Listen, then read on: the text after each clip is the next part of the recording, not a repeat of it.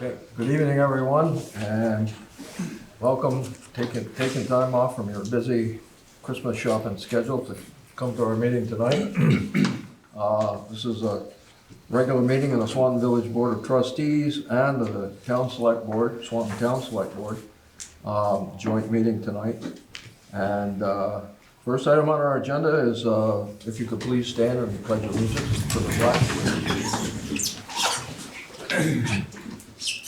I pledge allegiance to the flag of the United States of America and to the republic for which it stands, one nation, under God, indivisible, with liberty and justice for all. Thank you. So the thing that I do is keep moving this thing down. So Brian, or Earl, you want to open your meeting? Yes, Ours is open. yeah, I can go ahead. That we're opening a special Swanton Selectboard meeting tonight.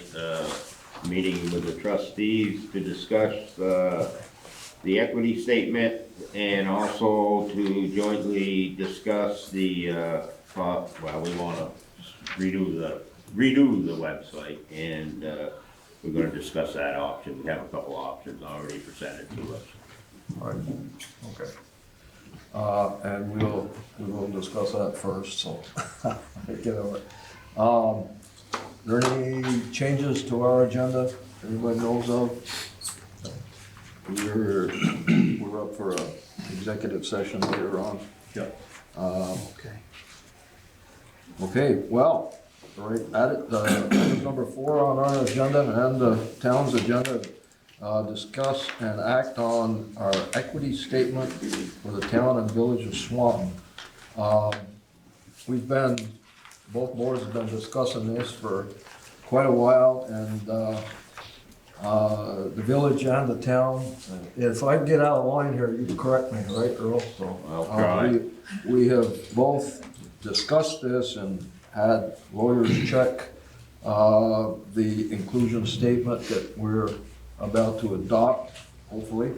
And we have decided to go with the Vermont League of Cities and Towns statement as they presented it. So I do have it up behind us too. And for the benefit of the people out there, I'm going to read our version, and the town's version is exactly the same with the difference of Village of Swanton, Town of Swanton. Our inclusion statement this evening is: the Village of Swanton condemns racism and welcomes all persons regardless of race, color, religion, national origin, sex, gender identity or expression, age or disability, and wants everyone to feel safe and welcome in our community. As a village, we formally condemn all discrimination in all of its forms, commit to fair and equal treatment of everyone in our community, and will strive to ensure all of our actions, policies, and operating procedures reflect this commitment. The Village of Swanton has and will continue to be a place where individuals can live freely and express their opinions. By the Swanton Village Board of Trustees, that's going to be this evening, so. You want to add to that, Earl? Or? Only that the select board has had discussions on this too. We had some language presented that was slightly different than this, but we basically agreed that for the present time that we would adopt this language as written. The only thing that I would suggest is I don't know why we'd want to have a town in the village, and why wouldn't we say Swanton? I know. And, you know, it would be both, it would be a lot better. I think it'd be a lot stronger than. So just add the words village and town of Swanton? I think Swanton. Because I think, because we're incorporated, it may, I understand that, but I mean, for something like this, I think it should be community-wide, and it should be, there should be no separation of village and town. It should be Swanton. Well, we probably should check with half a dozen lawyers before we do this. No. Okay. I don't think you need to do that. I agree with her. I don't think we have a problem with it, but like I said, if it is a legal issue, we can address it later, I guess, but, Yeah, I don't see it being a legal issue, it certainly shouldn't be. no, You know, somebody might challenge it that doesn't like the statement, but that would, then we'd be having that discussion. yeah. It's more, I think, you know, I mean, as far as the people of Swanton are concerned, it's the kind of community they really like, at least the majority of people. You're gonna have some people that don't, but that's just life. Okay. The minutes are make both these meetings will reflect. So we'll just make the statement, the Swanton community Yep. condemns that, okay? So there'd be all, How about the Swanton Select Board and Swanton Trustees? Should you name Select Board and Trustees? Just Swanton. Or just say just Swanton Community? you want me to put it back up, They please? get too picky. Yeah, because you're all gonna sign it. Where's your ID? I think it's over there.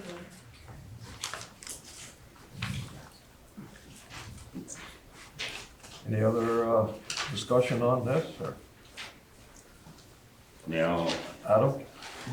Just reading through, the second paragraph, instead of saying village, if you're gonna combine them as a community, Okay, Yeah, that's right. yeah, Change the word. yeah, And then, everything would be in one. and then the next paragraph, Swanton has and will continue. Yep. Exactly right. But how do you handle by the select board or trustees? By the select board and the trustees. Where's that statement in there? That's the last sentence. Second paragraph, as a community, we formally condemn. Well, we're all gonna have to sign it. Yeah, we're all have to Yeah. sign it, so we'll have to put Village of Swanton, or Swanton Village Trustees, Yeah, and Swanton Town Select Board, and then add Yeah. our names. yeah. Get rid of the I'm sorry? third, yeah. Everybody accept that? Change, revision, not a One change, more backspace, right? statement. It's an inclusive statement. Yes. And I also feel like it shows unity by us coming together as one and signing it all together. Makes sense. Okay, but I think we still need a motion from both boards Correct. and vote to approve it. so like, Yes. was there any about changing this last sentence, signed by Swanton? Yeah, I should say by Swanton Village Trustees and Town of Swanton, or Swanton Select Board. Yeah. Maybe we could simplify Yeah, that I- simply by saying Swanton officials. Or Swanton officials. I like that, you keep it simple. Swanton officials. Thank you, John. What? By Swanton officials. Well, you're gonna have to add, you're gonna have the trustees and the select board sign it, and Yes. so You'll have to put that there, yeah. you can label the trustees and label the select board separately down below it, Sure, we And will. if I may, you right? have to sign 2 copies, one for the, and one for Yeah, same, because we're gonna have to have a motion from both boards Yeah. and approve from both boards, right? Signed by Swanton officials on whatever date that we all actually signed Today. today. We're gonna have to retype it, so we can't sign this one. Well, I can do community, or, public typing if I need to, so. Yeah. So, okay, that being said, any more discussion on this subject? Makes sense. I just can't print it. If not, I'll ask my board to make a motion to sign the inclusion statement as presented So move. with revisions Yeah. as Earl suggested, the Swanton community. So So we need a motion to approve the statement of inclusion for the Swanton community. Swanton community can have- Am I right? You ready? Yes, I So think just that's- for clarity, Yeah. so because I'm, just like it is, or Swanton community condemns, as a community. just like it is? Yep. Because the second sentence has a community, Yep. then the third paragraph Swanton has, that's good? Yep. Okay, so I'll share this with Brian post this, and then you can pass it around? Because I can't print it right here. So if you wanna email it to me, Okay, I can print it. okay. So I'll print one on our letterhead, and do you guys have a letterhead that you want yours printed on? Not here tonight. So I can email it to you, you print yours out tomorrow. We'll just add the But select it's, board. approved on and this. adopted tonight. Okay, Okay, sound good? so Yes. I have a motion, So moved. Thank you. a second.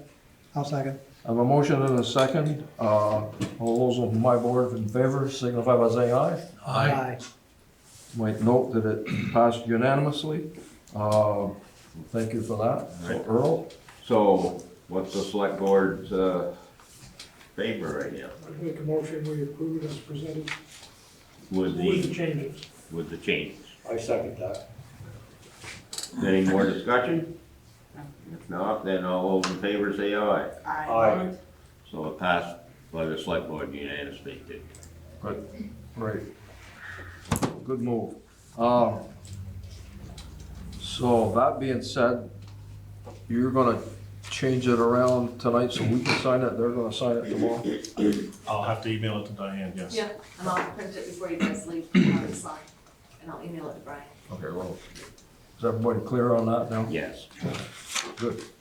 The other joint discussion that we were gonna have this evening was, about, a joint website, which we spoke of a month ago, a couple months ago, About 6 weeks ago. 6 weeks ago, well, We had a presentation from Revise on what they can do for a website. Sitting into that meeting was Mr. Paul Hansen of, I believe it's EchoPixel of Junction, Vermont. And he's with us via Zoom this evening. And I handed out his presentation, it's some 10 pages long. And he's going to give us a few minutes presentation on what they possibly can do for us. He knows that we're looking at the town and the village doing a joint website. So I believe Paul is with us on Zoom presently. So Paul, are you, do I need to have you share it? Share your screen or Heidi? Heidi will be sharing her screen. Okay, so let me make her, hi Heidi. And I apologize for not mentioning Heidi. There you go. You, I can't see that. See the name. I just suggest barely. Well, thank you to the trustees and select board and Brian for having us here tonight and giving us this opportunity to talk to you about how we could create this joint website for Swanton. EcoPixel has been in business for 20 years. We serve a variety of town, municipalities, and nonprofits. And I think our strengths come from experience. I have 30 years of web development experience. Heidi has over 20 years of experience developing and working with websites. So I think something that makes EcoPixel special is that you would be working with us, with Heidi and I, throughout the entire process, from initial discussions and developing and designing the website, helping to reorganize things and move them from your existing platform to support and keeping your website operating smoothly down the road. So with that brief introduction, I wanted to turn things over to Heidi, who will be doing our presentation this evening. You can hear me okay? Okay. So we're gonna, I got echo, I'm sorry. Can you still hear me? yes. Yes. Okay, awesome. I've had a lot of audio trouble today with my computer, so bear with me. Okay, I think I got it now. What we want to do tonight is show you some websites from local municipalities that we've worked on and talk a little bit about our process and what we specialize in and what makes us maybe a little bit different than some of our competitors. I'm gonna pull up the Richmond town website.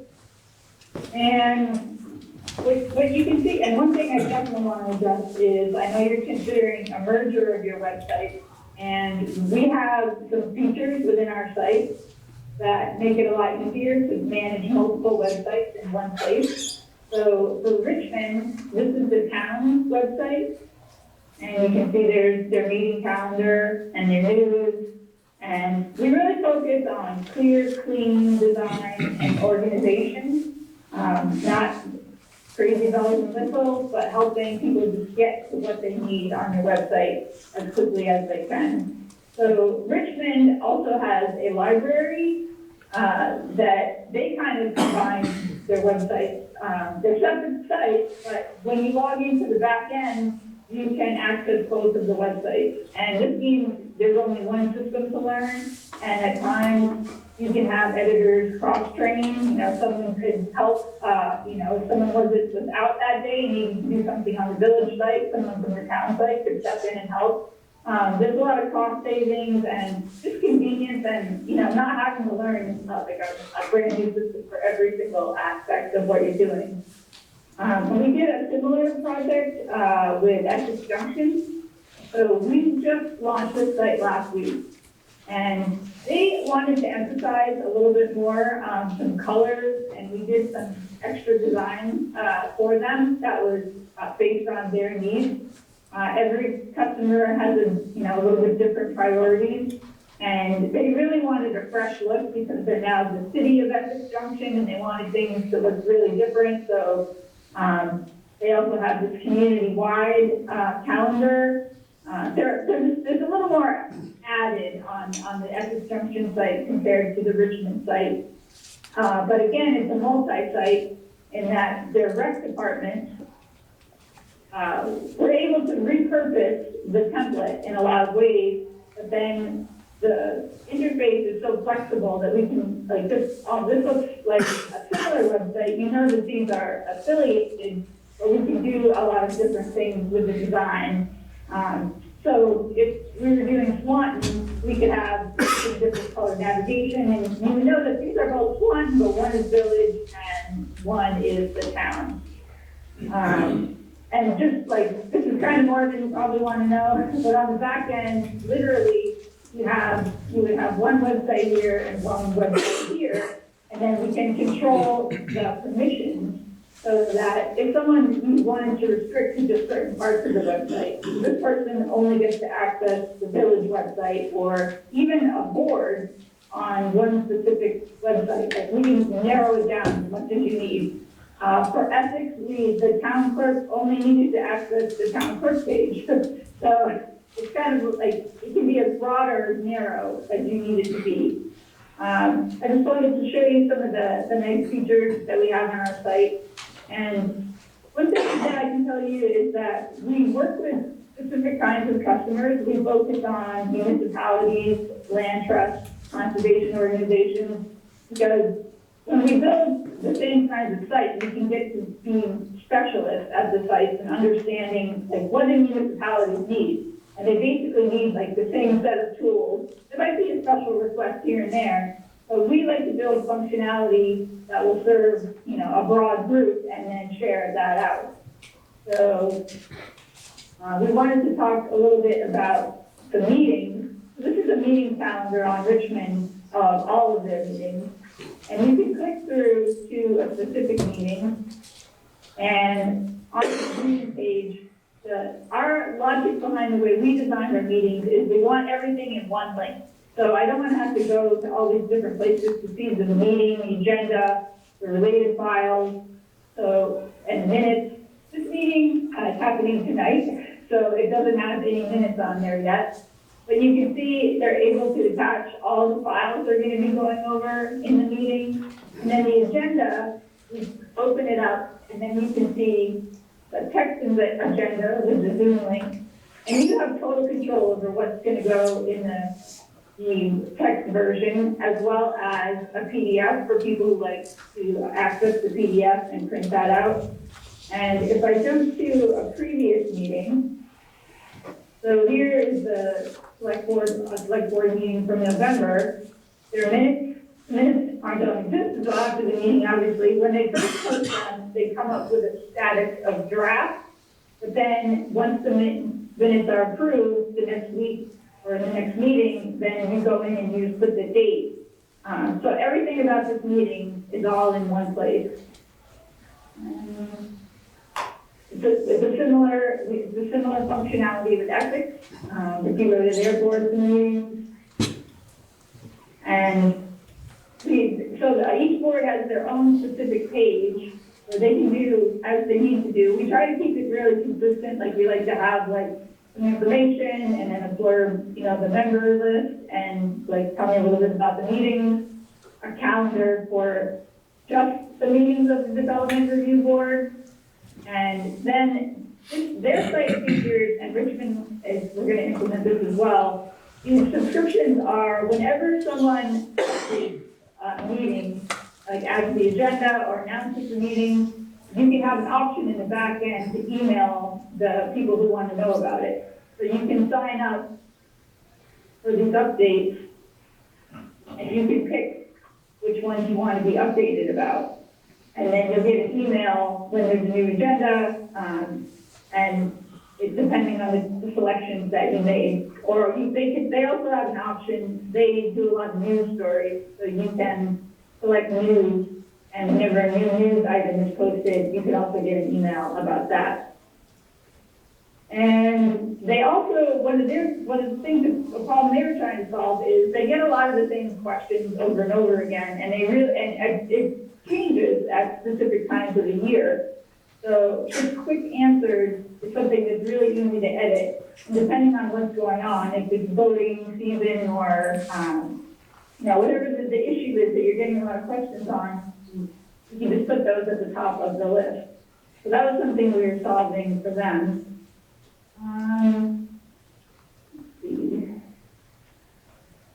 And the calendars, they wanted to have, on Richmond, they just have a meeting calendar. They didn't get into like doing posting community events. But so you can see there's a lot of flexibility. There's a calendar built within the site. If you launched your website and we're just doing the meeting calendar, but like a few months in, you decided, we also want to post some community event calendars.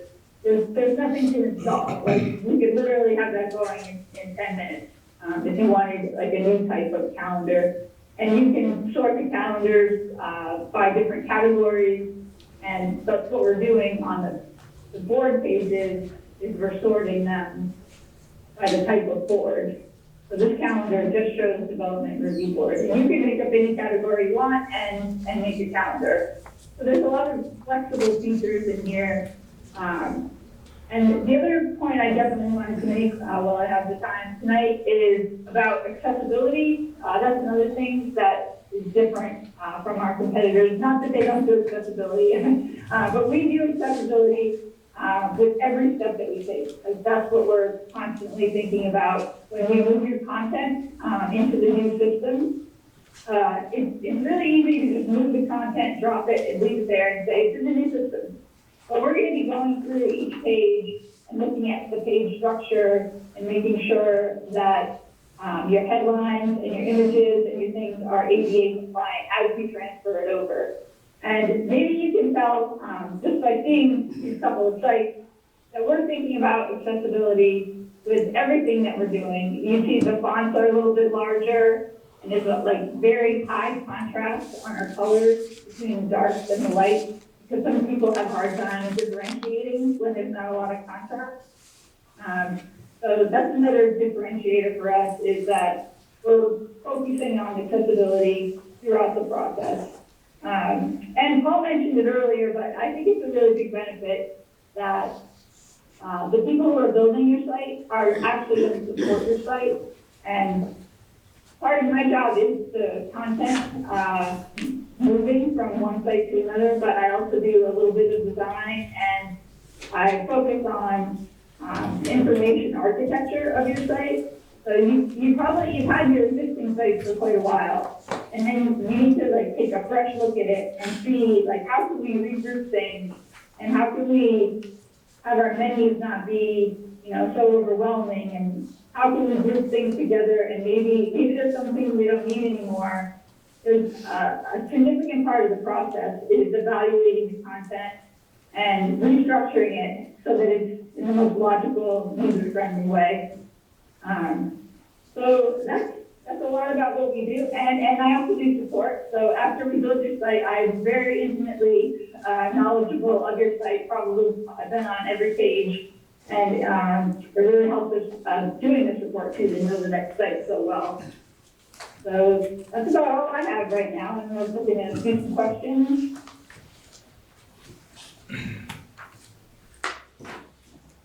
Any questions from any? Questions? What about, you could put anything we wanted, where you got departments, board meetings, community, ordinances and policies. Could we put opportunities in Swanton? Which would, you know, if we had business opportunities or residential opportunities, that we might be able to list some of these things and who to contact if there was an interest. Yeah, none of this is carved in stone. The navigation, depending on your needs, will vary. And then also your homepage, like I'm not really that familiar with the system that you're working on right now, but you can literally update blocks on your homepage. So if I decided, oh, we need to announce these business opportunities, we can make a new section right on the site. You wouldn't have to call us and say, we need a redesign. The system that we use is super flexible. But definitely, any of the navigation you're seeing on these sites, they are very similar. But we decided together that these are the categories that the people are going to understand, and then logically group our content. But it doesn't mean that you have to have, this is not this will be the Swanton navigation, but it's very flexible. That's a yes. Do you put any design, or I don't know exactly how to say this, or emphasis on having these websites attract people that don't actually live in the community? Can you say attract people? Yeah, I mean, if it would, you know, tourism? yeah. Yeah, I mean, our customers haven't had too much of an emphasis on that, but the site is so flexible. Like if you want to have a section, Essex is planning on expanding it a little bit more, but they have a section for business. But it's not carved into it's not boxed in. Like this section could expand to 100 pages if you wanted to list businesses or, everything is flexible. So also the community as well, if you wanted to do more stuff with community, some sites say, I don't want the town business, we want to do boards in a minute. But if you want to make sections about things that are happening in your town, there's the ability to do that. I wanted to add on to that, which is just that we would work with you throughout the process of organizing and designing the website to help guide you to make these decisions so that we can come up with a good structure for the website. And it would be tailored entirely towards what you wanted to do and how your community needed to put up there on the website. And we would also help you to adjust it over time as there was some new initiative that you had to tell people about. That's where the flexibility comes in. But it's not just that we have this platform and you can do what you want with it, it's also that we will help guide you to have a much more effective website and process. Steve's got a question. Just two quick questions. If we wanted to customize the website, would we have to pay an additional fee and then a maintenance fee on top of that? I'll take that one. Our ongoing service includes a certain amount of design updates to the website so that very often after we create a website, it looks a certain way, and there's some new thing that it needs to do that we didn't anticipate. Let's say it's 2 years from now. Our ongoing budget with you would cover the kinds of, making a new icon or changing a color or adding a new section. We're always available to help you do those things. But would there be a fee involved? That was my question. Generally not, no.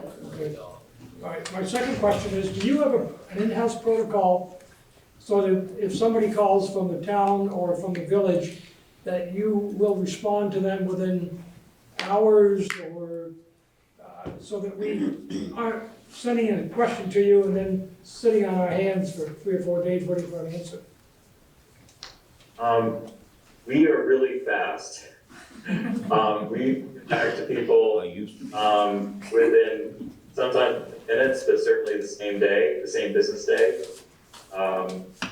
Either Heidi or I or both are always available during normal hours, and we strive to get back to people really quick. Because I know if you've got a question, you need it answered, and so we're really fast by email.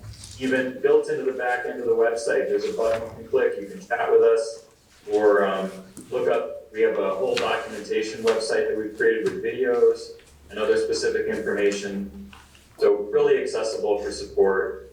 And on top of that, there's self-help material built right into the website itself. Okay, thank you. Chris? Yes, Chris Leach. Couple of quick questions. Our mission with our original websites was to attract business and people to our village. And I wanted to make sure that was certainly part of your vision. And my second question is, you create the website, but it's up to our personnel to maintain it and keep it up to date, is that correct? And if so, can you give us examples of some of the upcoming websites, how much time village or town employees are having to spend in a weekly or monthly basis to actually do this?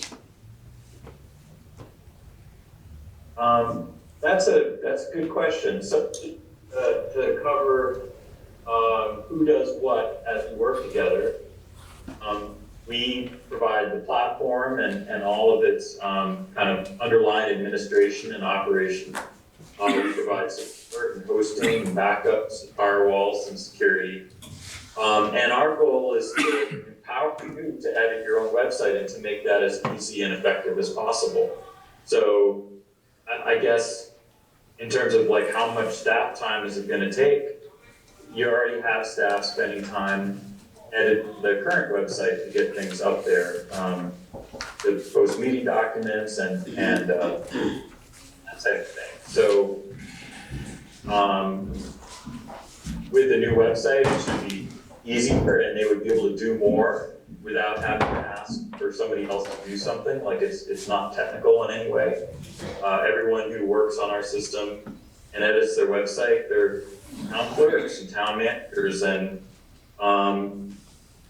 they are very effective at doing everything you need to do with the website. But I don't have an estimate of like how much time it takes. It just we just help facilitate that by providing really good support and by providing training up front. We provide personal training. So as far as we know, it's been pretty easy for everybody. And we know that because we're not getting questions all the time how to do things. We get them up and running and they're very effective in doing everything they need to do. I'm sorry, there was a second half of your question. Did you repeat that? Well, I just wanted the website to be inviting and actually somehow pulling people to businesses and visitors to our location. But I really wondered, I did wonder if this, people typically spend 4 hours a week or 8 hours a week, I'll or tell you, we spend what nothing. time actually maintaining We spend zero time. the website. Right now. It's- so we can assign personnel adequately. So it depends on what you wanna make the changes, how often. Yeah. Yeah. It would, If you yeah. have no It's really changes, not you time gotta consuming, Fred. That's right, and just say, So that's what Diane I'm has- saying. If Essex Junction or Richmond or one of these other people, you know, they've had it for 6 months, are they spending an hour a day and I 4 think it would hours be a less than month? that. I mean, Chris. these platforms. Yeah, we can contact them too to find out, right? Yeah, Diane? just Yeah, see I how mean, much right time now- it's taking. Interface, you know. When I upload the minutes to the website, it's literally sending an email. It's that quick. Okay, because that was kind of what, the issue that happened with our other website. It just didn't get updated often. And I wondered why. Is it just people are too busy, or there's no information, or? If we're gonna spend this money, and we need to understand what it's gonna take to do our side of the equation. From my perspective, it was too archaic to get in there and work it. I mean, I tried it a couple of times and I screwed it up every time I got in there. So I just stopped. I know Katie tried a few times to do Yeah. stuff. The process was difficult, it wasn't easy, it wasn't user-friendly, and that was time-consuming and difficult, and it just Okay, kind of and went by the this one should wayside. be much more simple. But this is new and refreshing, and. Oh, you've got it's the as quick guidance as now. Sending Well, an that's email why it on would be home interesting to get comments from the other towns that are using it. You know, how user-friendly is it actually, and how much time is it taking, and Yep. are people enthusiastic about it? Right off the top of my head, I think it would be equivalent to, at least to what we're spending now. What would be the difference? Yeah. That's my brief outlook from a distance. Well, this one looks more complicated, as far as more information.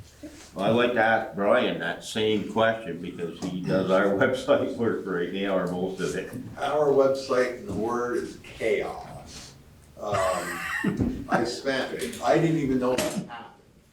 We'll update the website with our minutes of our meetings. I put them on.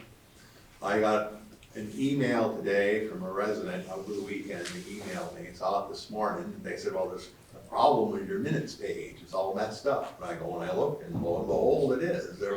Everything was all out of whack. Don't know why that happened. So I spent about 2 hours this morning getting everything rebuilt on that page. There is no real person in our instance. There's no real person to contact. You have to send basically an email, and it may take them 2 days to get back to you. So from my standpoint, you can spend a lot of time on that, and it's very frustrating. You think you're all set, you'll go in later in the day and find out the changes you put on didn't take, and you don't know why. And so that was why, I said to the board, we need a website. This is ridiculous. And my predecessor, in talking to him, David Juskavich, who is the one who put that website up, agrees that it's terrible. The customer service is non-existent. So that's, so I spent quite a few hours with it.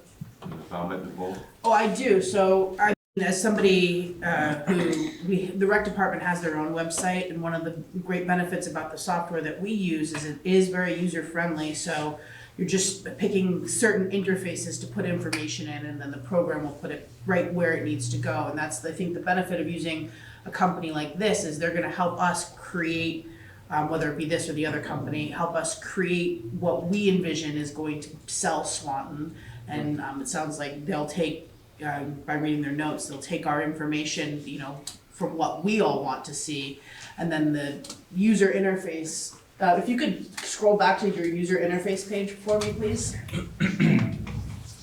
So it really looks like you're picking what tab at the top of the list, say the departments tab, you're opening it up, and then you're putting in information exactly where that is. And so you're just putting the information in, which I think is a lot more user-friendly than the system we're using now.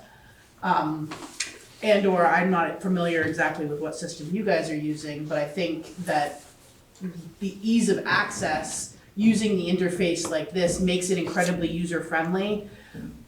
The most time-consuming part of that is the content creation, is what do we want to say? What information do we want to put out? And that's where I think the time aspect of it is more than the actual putting it into the website.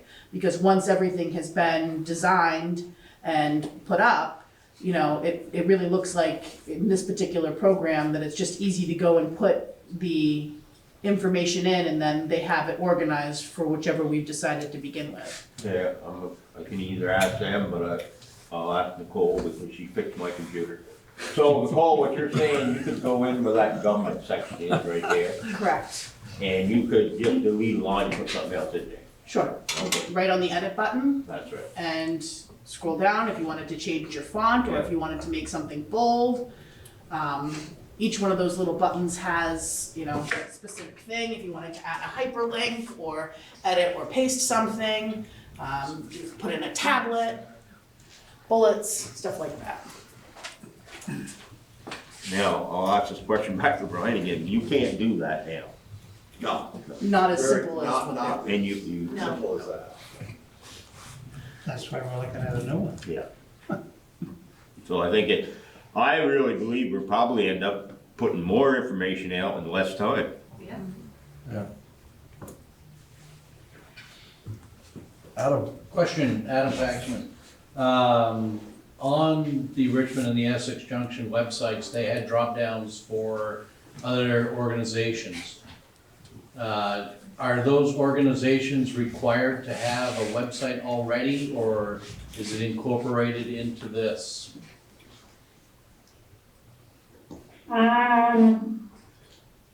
Well, what do you mean by other organizations? Well, you've got the rec department, looked like you had a senior, on the Richmond one, you had a senior center. Yep, okay, yeah, sometimes we're linking out, to other websites, and, like, a lot of times we'll have like a little explanation page and then go to the website, but I think on Essex, they just take them straight to an external website, so you don't need to build that page if you don't want to, the little landing page. We do that now, Adam. Same thing. So there's Same thing no, on the library, we didn't do their library site, but they wanted it featured on the page, this is not our website. But it can be either way. okay. Is there any added cost to link them? Linking, no, you can link as many places as you want. No extra charge. I wanted to take a second to address the question having to do with play as a mechanism for introducing tourism and economic development. While these couple of websites that we're looking at tonight don't prominently feature that because other organizations are handling that in their communities, that is certainly something that we would work with you to Otherwise, it's kind of. the website, if that's one of your goals, and that the types of visitors to the website are important, then we can build those kinds of things into the design and into the information structure of the website so that it does accomplish those things. There's nothing cookie cutter about what we do. We're custom designing this to suit exactly what each community needs, and because everybody's different.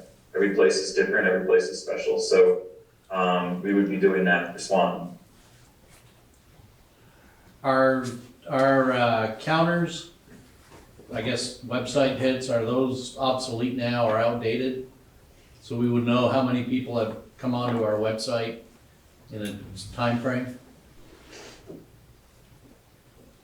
We use, counters are kind of bygone feature websites. Instead, we use Google Analytics, which provides tracking for coming to the website, where they're visiting from, and that kind of information. It's all gathered anonymously, so it doesn't let you drill down to like somebody's street address or anything like that, but Yeah. it gives you as to, what pages are popular on the website and where people are visiting the website from. So how, if we wanted to make sure, if someone Googled Swanton, ours came up first in the search, or at least number 2, is that I don't wanna say if that's an issue, is that an opportunity? Yeah, I think that's generally called SEO, or search engine optimization. And one of the things that's nice about our platform is that it's very easy to achieve that. Just the structure of the web pages are good for that. It also has to do with the content that gets put into the website. And as we're putting the content in for you, that like the initial build out of the website, we would pay attention to that search engine optimization work. I think because this is going to be 1 or 2 official government websites, I think they will rank well because Google will recognize them as official websites. Maybe not initially, but they will do that. I think all those things will combine to help you rank quite well on a search for Swanton. And like I said, it's very easy to plug in that stuff as you're putting in the content for it to be this kind of SEO, a search engine friendly format. But yeah, that's a great question. Thank you. Mhm.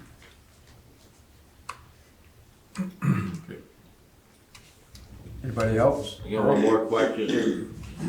If we decided to accept your proposal, how much man-hour time are people here in Swanton going to be involved in doing this? I mean, it's not going to be, get some idea of what other communities, how long it took them to really get this. It's a 6-month deal? That's another great question. I would expect the website to take somewhere around 6 months, but and that's to allow time for staff to get feedback from you, from the boards, on what things look like, and to work with different, maybe a web committee, and to get feedback from different stakeholders throughout that process, as well as to appropriately organize and move your content from the way it is today in the existing websites into the new website. The other thing that we would be doing is EcoPixel will be moving everything over and doing a lot of the heavy lifting of creating this new website. So it's not like we're providing an empty shell and staff have to fill it out with stuff. When we're done with our work, the website's going to be just ready for finishing touches and kind of day-to-day operational stuff to get up to speed in that last 2 or 3 weeks before the new site goes live. We really, I think when you talk with our customers, they'll tell you, hey, yeah, we got it like pretty much ready to go, and they just had to get going up to speed on the new platform. That said, there is a commitment. More than I know, everybody's plate is really full, and there's always new stuff going on that is both planned and unanticipated. So there is going to be an additional workload for staff. We need to meet every week or 2 throughout the process. Some meetings can be real short, sometimes they're longer. There's more to talk about. We could have additional check-ins or short meetings with the board and the trustees and select board to talk about things, or they could just take issues to you. So there is an additional workload. We take on as much as we can, but there's definitely stuff that we can't do for you. So you plan on attending meetings here? Well, would you plan on attending one in person? Perhaps we could do that, yeah. I mean, we're in Vermont. That's a good start. Thank you. Okay, any other discussion? Right. Good. All set. You, okay, so we're gonna have to discuss this after the presentations, for Yeah. sure. Yeah. Maybe not this evening, but, But so, we will. okay, well, so, anybody in the audience have any questions for these people? Yes. Question on board. Yes, sir. Basically, on this website that you're offering here, which I think is really nice, is there anything as far as for trainings that either employees or townspeople could do by clicking on some sort of facts or anything like that in regards to like how to process for a simple application, how to go about doing it, what they need, things like that. So kind of like a more in-depth of facts page, basically a training kind of thing. Because in other boards and other things in our community, people are always asking, well, how do you do that? How does this happen? So I'm just kind of wondering about that. Am I off base? No, if I may just jump in, I think a lot of that has to do with the content that we provide. I mean, you know, here they have the quick answers, but it's really up to us to make that training manual for our community to teach them how to do these frequently asked questions. And once we have that information, I'm sure there's a spot either on this website or on any provider that we can do that. It's making, there you go. It's making it's getting the right content and making sure we're guiding the people into what we want them to learn. Joel? Neil, I didn't get a real chance to look through this very, very long, but I know at the previous meeting, we talked about possible bill paying, but I didn't hear that come up tonight. I might have missed it. I know there was some interest by the village to be able to possibly pay bills through that. Yeah, there is, I did see a link on here for bill pay, but I'll let them elaborate, yeah. Did you hear the question? Oh my God. We do have a payment system that could be built into the website. We can also link to any other bill payment system that you choose to use. They're different providers, so you could do one or the other. What is the payment system that you currently offer? The system, our own system uses Stripe as a backend. They would just link our iCloud, just like on our website now. Right, so you have to have a merchant's account in order to process credit cards, right? Do you guys currently have a merchant's account? We use Invoice Cloud. But with Stripe, you have to have a secondary one. Not sure, so, not sure. Good question. I think for most all of them, they have to have an independent credit card processing company. But to your point, Lynn, if you already have one, can they link it to that? It already exists, so you don't have to create. It sounds a like secondary one. I'm sure they can. I'm sure. Yep. They could, right? Yep. Yeah, we can link to anything. Yeah, that's what I thought. All right. I guess that's the answer. The answer is yes. Okay. So we all set? You want? I'm all set for now. I think if our board is all set, I'd like to thank Yes. the people for attending my Zoom Is it tonight. Brian?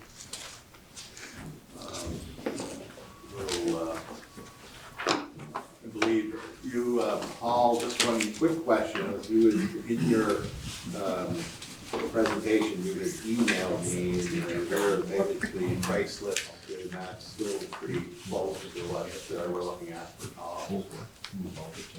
1,300 and 1,800 for 2 years. I'm sorry, I couldn't question.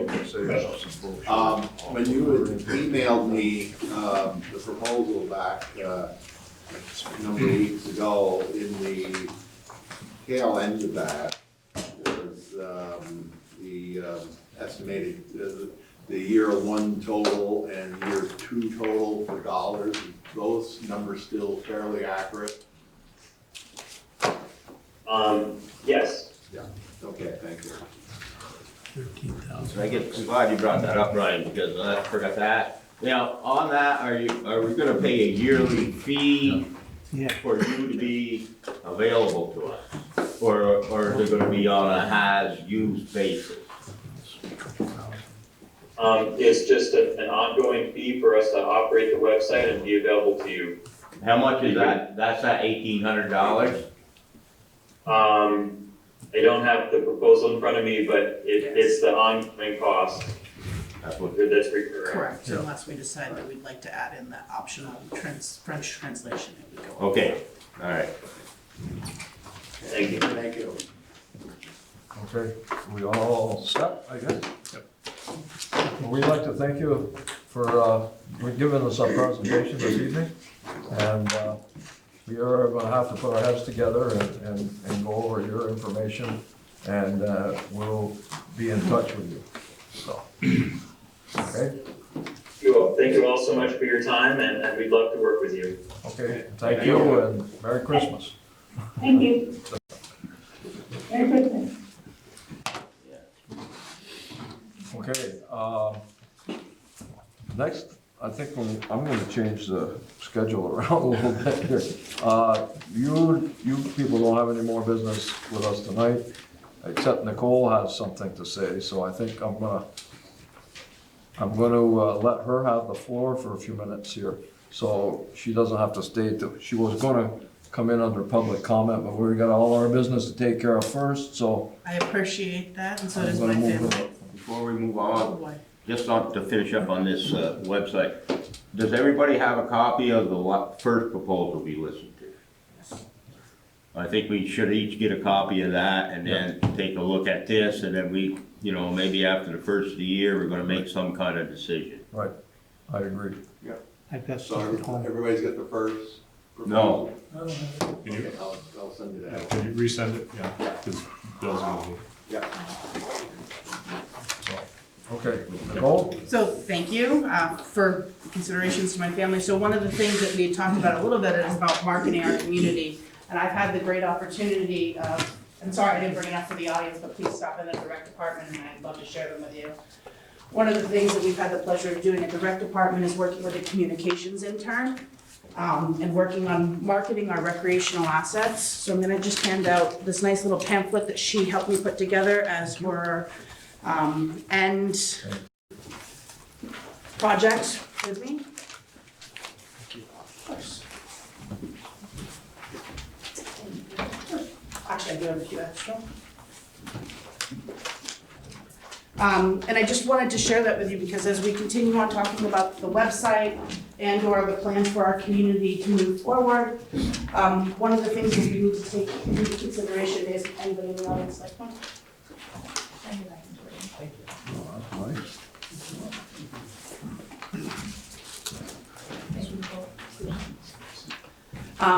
Is how we're going to market ourselves. Now, I know there's a lot of information, some that you might have already seen in there about our historical walking tour and the amenities that the rec department has. But the newest addition to this pamphlet is our recreational assets, which I think is going to be a big driver to tourism in our community and how the public can use our community, whether it be somebody who resides here, visiting here, or passing by. And I know there's conversation of a rest area or a welcome center coming. Something like this would be an incredibly valuable piece of communications to get people to stop and look at our community. So I just wanted to share that with you all tonight. Very nice. Yeah, very nice. Good job.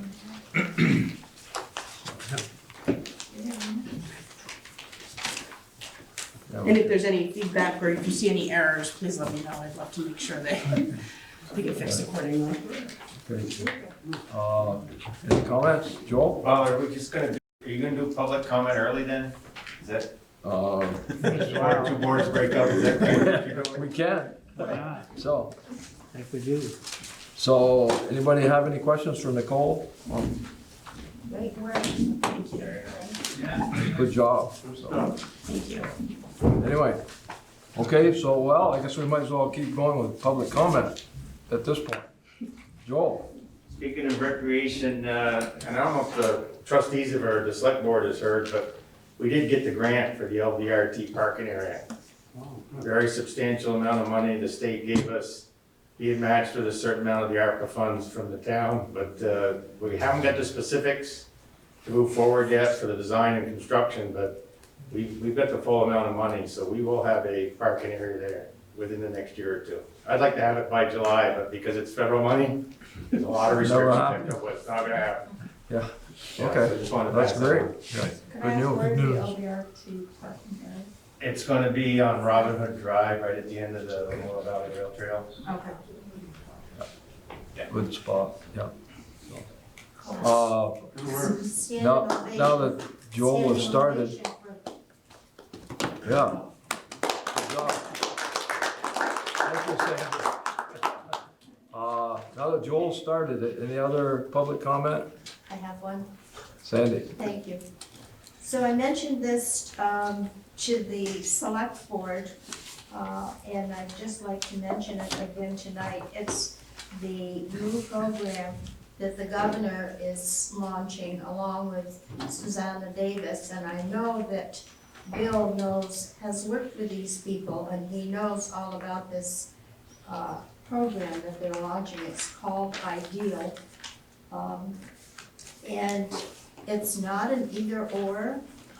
I'm suggesting that we look at joining this. They speak about the cities or leagues and towns that we just signed. This is extra special because mainly it's for municipalities, and it also offers an opportunity for grants for training. So hopefully this can be our next step. And I think that Bill could speak to this in detail much more than I can.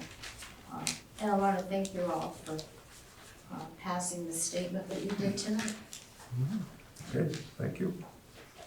So Bill can kind of fill us in on that, maybe, so. Would you like me to do that now? Sure, public comment. You're in the public still, so. I am the public still. Yeah, wait, you're not paying me yet? I haven't signed anything. Yeah, no, it's, if you don't know Susanna Davis, she is a pleasure to work with. I think it's an admirable initiative. It's certainly up to the trustees on whether or not we participate, but I don't see a downside, and I would certainly volunteer to represent the trustees in this initiative, to at least explore. Okay. Explore. Yep. Good enough. Well, thank you for expanding on that. That wasn't correct. Anything else from the public comments? Okay. Okay, so you're gonna move on, then, We're gonna move on, Yeah. so if you you wanna. wanna adjourn? Yeah, is there a motion to adjourn the select board meeting, the special? The second? I second. All right, we have a motion been made and seconded, is there any discussion? You was yours and on that one. All in favor, say aye. Aye. All right, we're adjourned. Okay. Thank you very much, Thank you very and much. thanks for getting us in. And be careful on your trip. I'm gonna try to be, and Merry Christmas and Happy Yes. New Year to everybody. And I think we made a really good step here tonight that's gonna move Swanton forward. We're gonna, you know, the equity statement, I feel very important, and I also feel that, you know, moving this website is a big thing. Yeah. Big thing, and we're making steps, you know, instead of talking, we're working.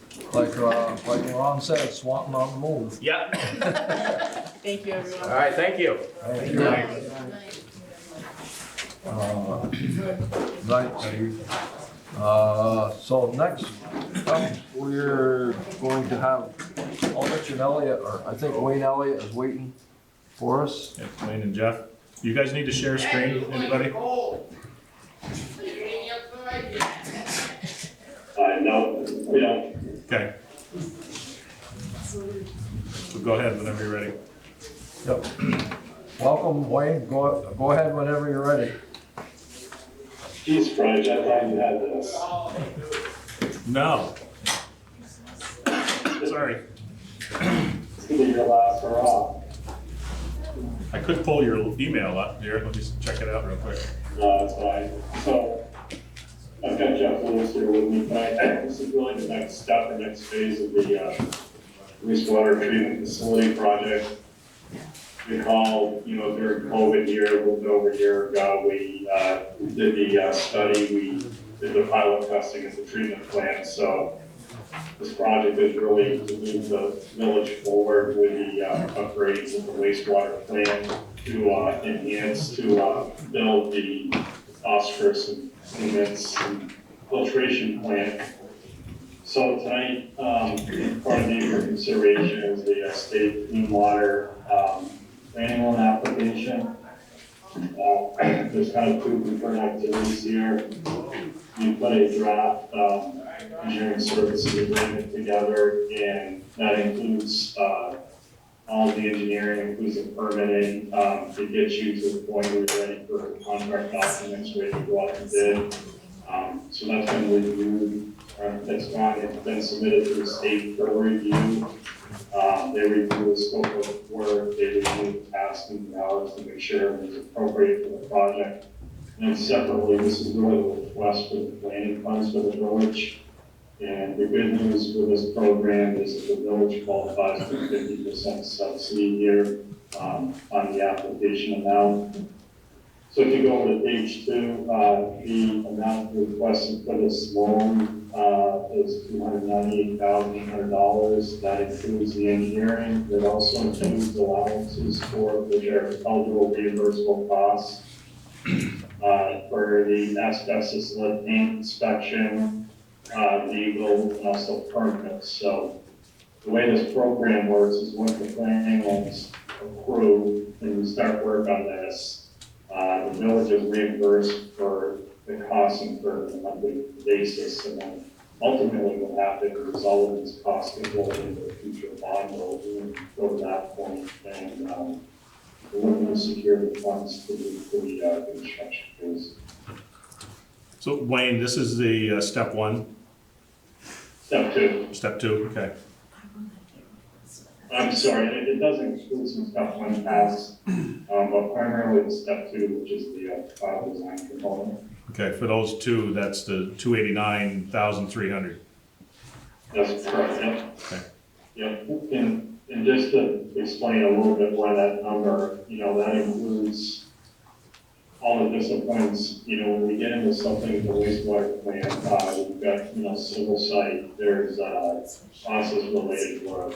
That includes our geotechnical consultant subsurface investigation.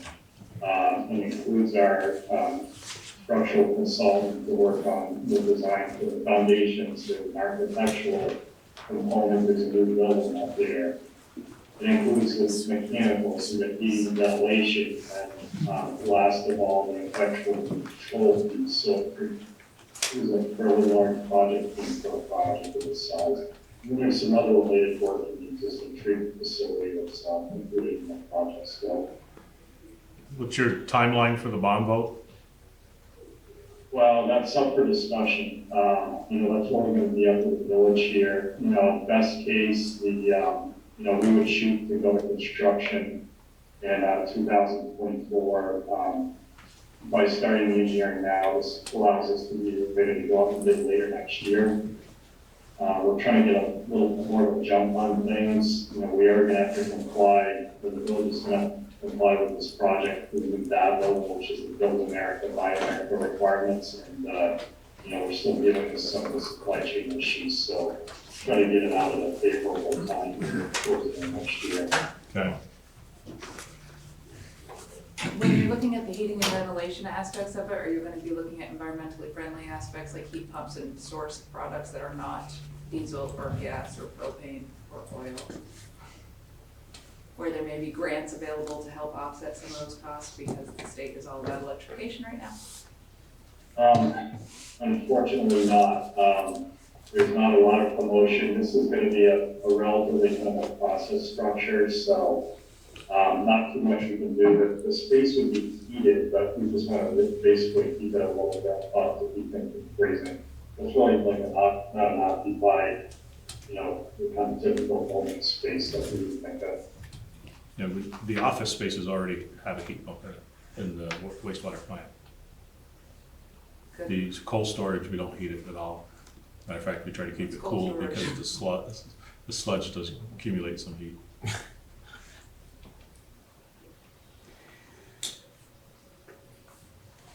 So Okay. this is a project that has been sort of ongoing, This, slowly but moving. And now, the next year or so, we have to take more concrete steps. this is part of the state's mandate for the phosphorus reduction and removal. Yes, Yeah. very So, clear that the public understands that this is really a mandate from the state and we really have to comply. Yeah, that's right. You guys have been kind of ahead of the ball. The TMDL came out in 2018, and you guys have had a pretty good operator that's been working on basically meeting your limit using a lot of chemical in order to make it work, but it's not the way the plant was originally designed to be operated. So you've kind of reached the point in the compliance schedule when you have to make an actual change to the facility in order to change our operational strategy and stay in compliance. But you've been ahead of the ball, and like Wayne indicated at the beginning, have gone through and actually done pilot testing at the site because it's kind of a unique plant, and looked at what the best alternative is for your site, and the operators and Reg at the time had the opportunity to go and look at different applications and get comfortable with the different potential technologies there, and kind of selected this as the alternative that made the most sense that we're kind of moving forward with. And while we're on site and improving all sorts of phosphorus, improving the facility's phosphorus removal abilities, we're also looking to address some age-related deficiencies at the site that are just definitely due in time. You guys have got a lot of good light on it. We're at the end of some life expectancies for different process components. So hitting you guys with one big project to kind of hit, one moderately sized project to hit everything that's there and make sure that we're addressing your permit limitations and also keeping you operational for the next 20 years. Is this gonna affect the lagoons that we're currently using? no, It's a separate add-on component, and that's a great point. This is really mandated, is Jeff alluded to by the way Champlain TMDL. This really sets up the village, long-term, and as everybody knows, obviously, the control of phosphorus levels, especially in the receiving part of the Cisco, getting a lot of attention in that area to do the best that you can and remove as much phosphorus as possible. And the other thing with the timing of this too, the funding is very favorable right now. There's subsidy available for disadvantaged communities, there's a pollution control grant, we've got the money that's coming out from the latest infrastructure bill, so we could give an opportunity that, doing this engineering now gets the village, set up with us and others that in the next couple of years. Reg, this has been an ongoing study for 2 to 3 years, hasn't it? Mm-hmm. Am I correct Yep. in the timing? Yep. So it's coming to a head. I think it was 3 years ago when we had the I think so. vendors come in for their Yeah. demonstration Yeah. on phosphorus removal. See, so we go back, we know we can chemically remove what we need to, Yeah, but the chemical removal is non-sustainable. shall we say expensive? Yeah, that too. And the plant, It's more difficult, right, just to close, to see those guys continue to see growth. yeah. In the community. Thank you. So then, So what we're, tonight is to sign this Yeah. application. we need a motion. Yep. To sign it, okay. So we need a motion to sign the revolving loan application. I'll make the motion to approve the revolving loan application for the sum of $289,000, $289,300. I'll second. Okay, we have a motion and a second to approve the revolving loan for the amount Eugene stated. Any discussion, more discussion? No. All those in favor of the motion signify by saying aye. Aye. Those opposed, motion's carried unanimously, so we can sign away. So, Dale, do you guys also want to make a motion to authorize the manager to approve the engineering services agreement contingent on state review and approval? Have to authorize Reggie to be the authorized, well, actually it'll be Bill. Yeah, it'd be Bill by that Bill time, would be the authorized Or village representative. manager. the village manager. Yeah, if you just, say the village manager. So then, Reggie is designated as the authorized representative for the purposes of this application. Okay, so it would have to be Reggie that signs that then. Yeah, and it can stay that way, and you guys can change it at any point in time, but currently Reg is the authorized, and you're the secondary right now, Lynn. But that can be changed to a future date if you want to. Okay, so we, So we need a motion to that effect, or can we amend the motion All itself? right, to name Reggie the authorized representative for the project. Okay, well, I would amend the motion to add the fact that the current village managers be given the authority to activate. And I'll second. okay. The amended motion has been made and seconded, to authorize one or the other to sign this.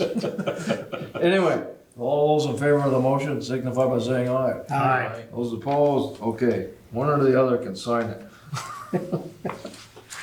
The motion's carried. Thank you. I like that. Are we all set, Wayne? Does that suffice?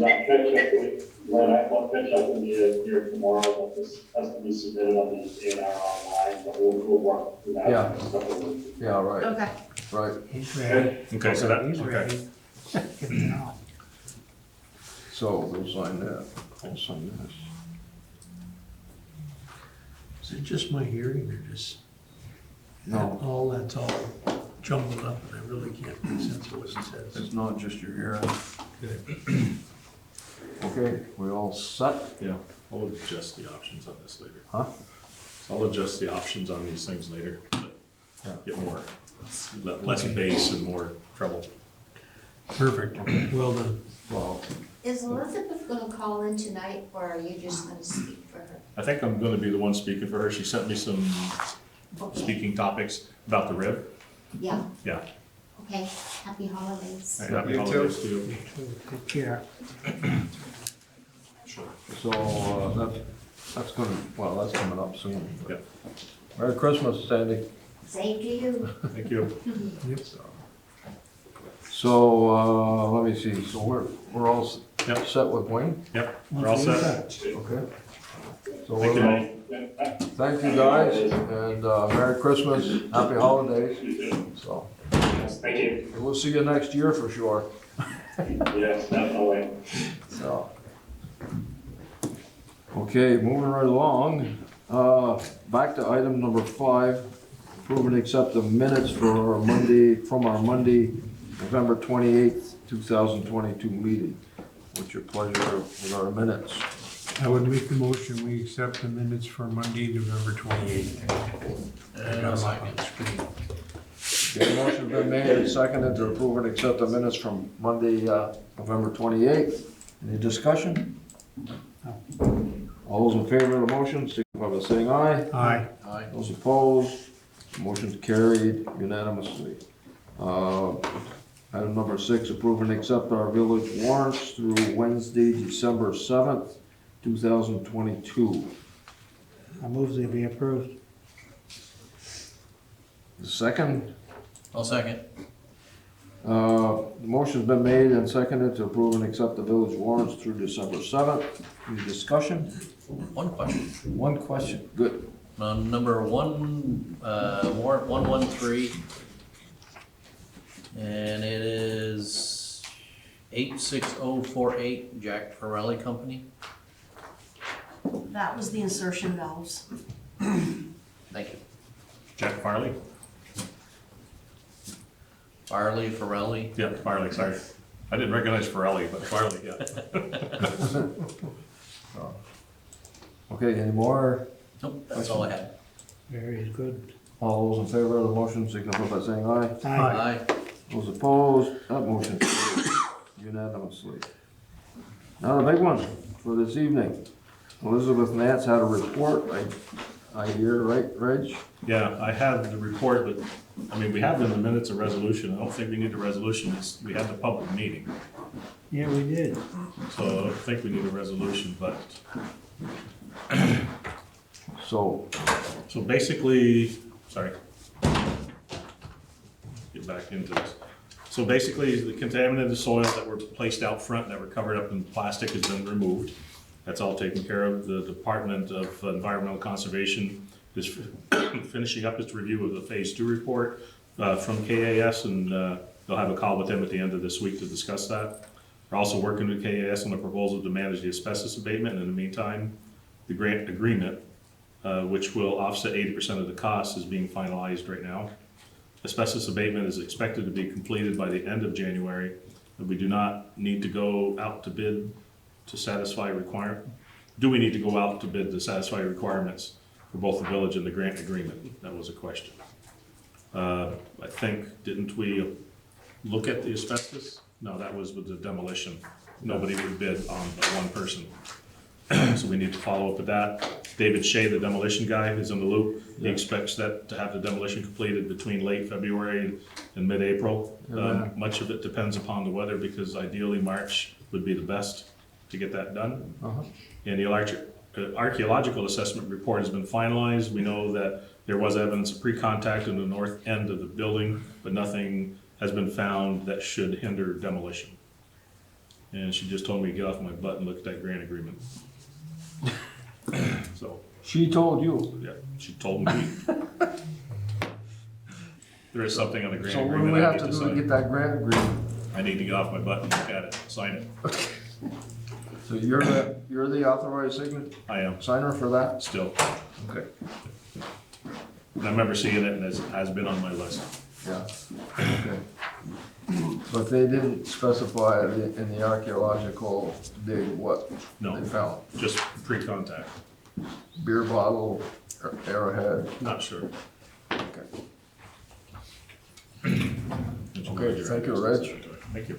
All right, Elizabeth. Item number 8, appoint the new village manager, William Bill Sheets, as VEPSA's director, effective January 1st, 2023. I would like to make that motion. I'll second it. Yep. So, do we have any comment from the candidate, or? I look forward to it. Seriously, what a welcoming group. They really were. Yeah. It was a You great got a first chance to meeting. get down to Waterbury? Yes. You went down last week. Cool. Yeah. Yeah, they gave me a plaque. I mean, we've got a lot of, Okay.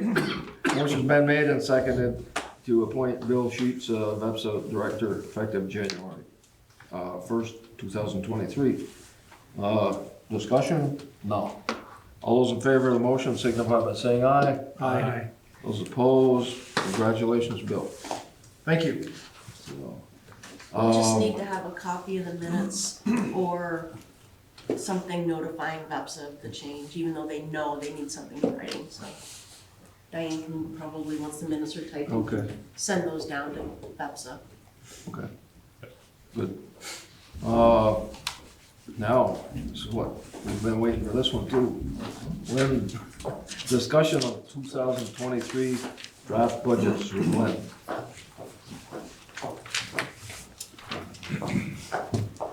So, that's your key, Lynn. The one you emailed us Friday. is So this I sat down with Dean today and did some movement of some of his labor accounts. So I printed, the one I handed out today is the newest version. one? Okay, I'm gonna delete the other one then. I will too, later. Just don't wanna screw them up. I got a lot of detail. So starting right with page 1. This is the general fund, under operating revenues. So I'll start back. This has got 2021 budget to actual, those are audited numbers. And then budget 2022, and then the 2022 year to date. So that year to date number is as of this morning. And then the farthest column to the right is our 2023, where we're at right now as a proposed budget. This is by no means a final. With the exception, I believe the fire department budget is pretty solid. The other ones, we've still got a few pieces that could change. So under other operating revenues, the 109,985 for rent income, that is this building for the most part, which we bill out anything like the utilities, the maintenance, any capital stuff we're gonna do. We split it out by department based on square footage. So the general fund itself only pays basically for this room we're sitting in. The other departments pay their pro rata share based on square footage to maintain and keep this building operational. Down towards the bottom of the page, I'm highlighting mostly where the biggest changes are. Under property insurance, which is account 05-22-592-400. The budget for next year is $20,250. Across the board, the property insurance went up in the village. Some departments more than others. And then the next line down, which is workman's compensation, that one, our experience mod, is down at like 0.74 right now, which is great to be under 1. We had, probably 3 years ago, we were above 1. So it's trending in the right direction, but the individual rates per 100, which is set, a water operator for their rates per 100 is the same in Swanton as it is any other BLCT community. Those rates went up in a lot of the categories, so the net effect isn't a true reduction. Some departments went down, others went up. But I also this year, when they look at our estimated payroll, so for 2023, the estimated payroll they gave me was based on 2021 actual plus like a 3% adder, which that would bring you somewhat close to 2022. So I factored in what it should have been, what we're gonna, I added a raise to that on top of that, because then we're paying workman's comp on our 2023 estimated wages. So I increased it. So we're paying more. It looks like in the budget-wise we're paying more, but at the end of the year, after we finished like 2022, early in 23, they come in and do a payroll audit on us, and then they true it up.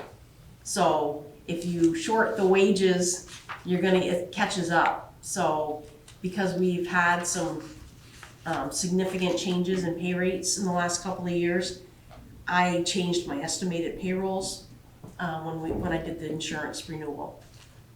So we're seeing some of those compared to prior years is higher, but the experience mod is trending down, which is great. On page 2,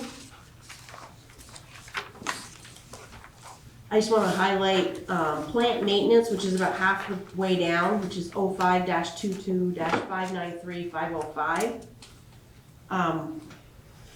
So for 2022, we budgeted 37,000. We've actually spent 92. 60,000 of that was the new door lock system that we did, where we've got the badges. That was covered 100% by a grant.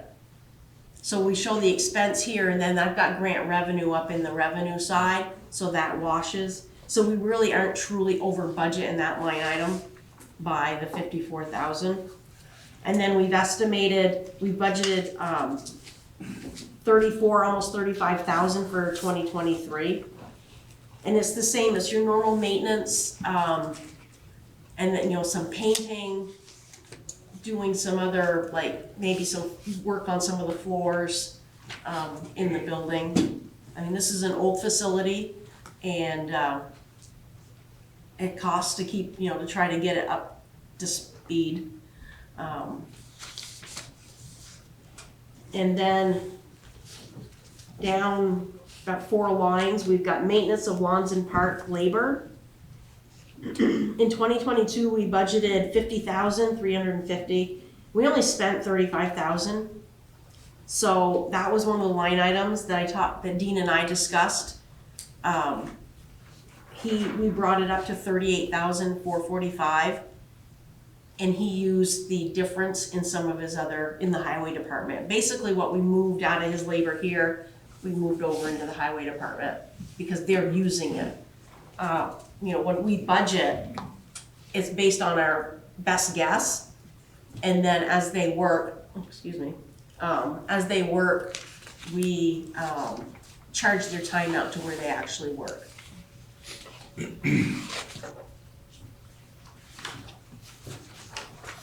So on page 3 is the fire department. Quick question. Yep, Just going back to page 1 on the property taxes, yep, you got it down 10,000. yeah. Just what's, So this is going down, it's estimated right now as that budget stands, and that's because we've shifted, part of it's because we shifted that payroll line item over into the highway department. okay. Thank you. So in the fire department, Jason and his guys, they level funded a lot of the items. We saw a little bit of an increase in dispatching, which is about 3/4 of the way down, from 19,542 to 20,520. And then the next line down, we saw a slight increase in their property insurance estimate. And the next line down, we saw a slight decrease in their workman's comp. And that's twofold. That's an assigned risk group because it's volunteer firemen. The rates went down in that for the last couple of years, but they've also tightened up their roster. And people that aren't coming to calls, aren't coming to meetings, they've come off the roster.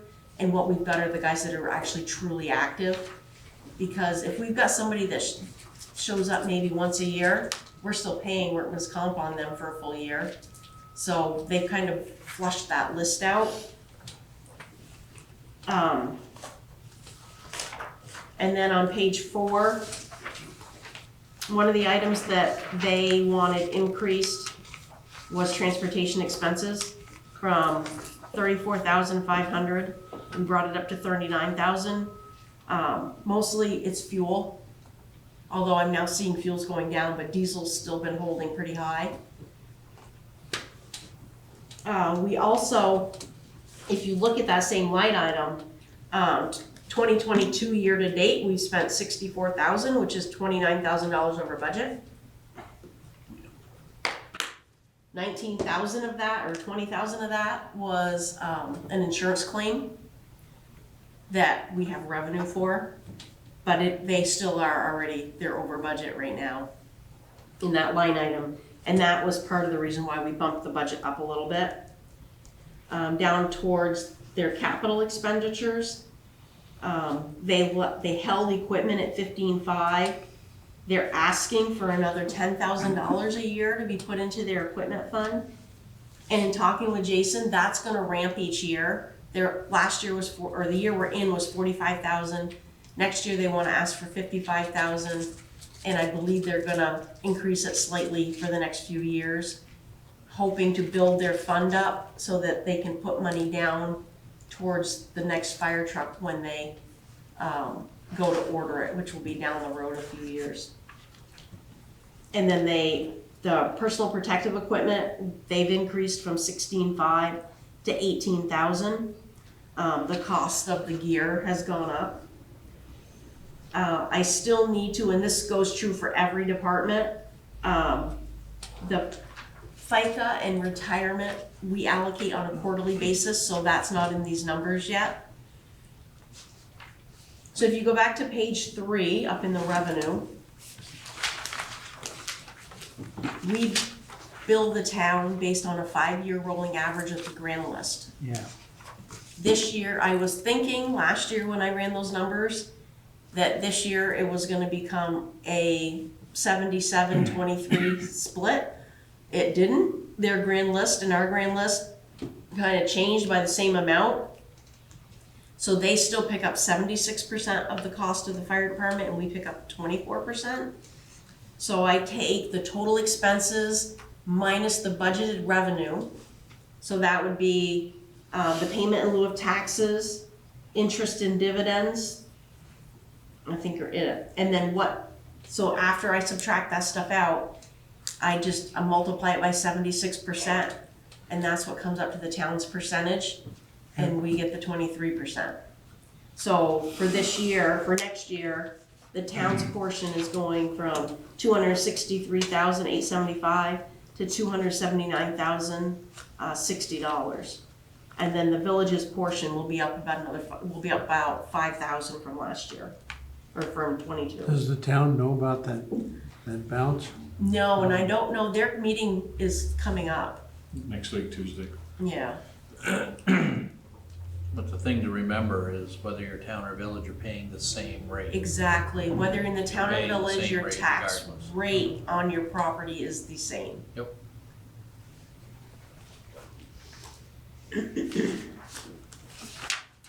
So this budget, I feel, is pretty solid.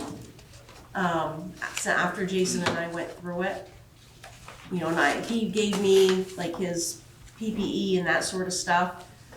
Then I put in the insurances, calculate the rent portion for this building because they pay on their bays. So that one I feel is pretty solid. Page 5 starts the police department.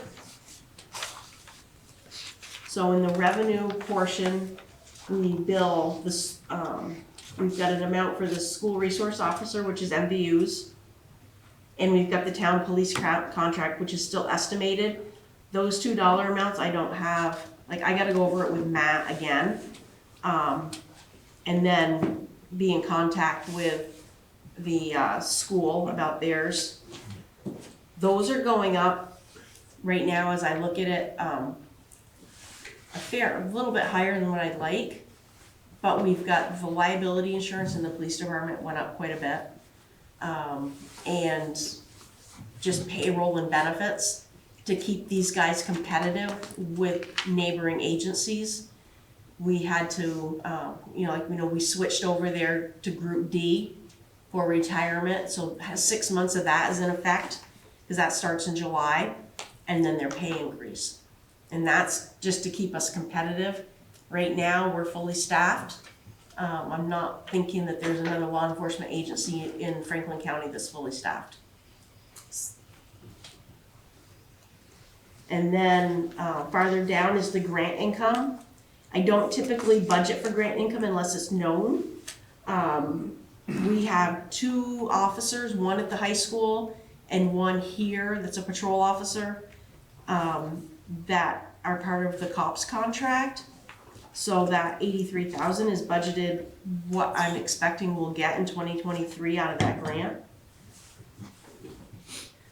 Down under their operating and maintenance, I'm reducing the uniform budget from $7,000 to $3,500. They've only spent like $2,000 this year of that. So Donnie was comfortable with us reducing the budget for next year. And department supplies are going down about $3,000 from next year. And then office supplies we've reduced. We had increased it for 22 with a new chief coming in. We'd reduced it a little bit because of, or we'd increased it for an office chair for him, a computer, and a desk. So has the desk been ordered? I think so. So we're just barely doing that now. I know he met with Bobby. Okay. And then telephone and internet is going down. Their liability insurance is going up. it went up close to $6,000. And I think that is just the nature of the type of business they're in. I don't know if there's anything really that that you can do to shave that. Their health insurance is going up quite a bit over 22, but we do have some officers. So one of the officers that left last year was not an insurance taker, and the replacement officer does take insurance. And we had a couple employees, we had another one come on that takes health insurance also. So that affects their budget pretty significantly. And then halfway down, conventions, meeting, and training.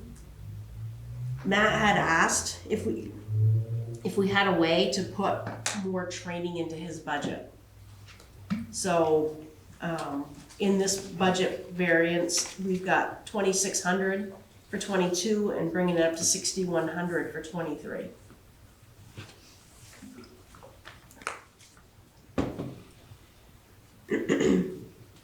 And then under lease expense, we got a Dodge Durango this year that we leased.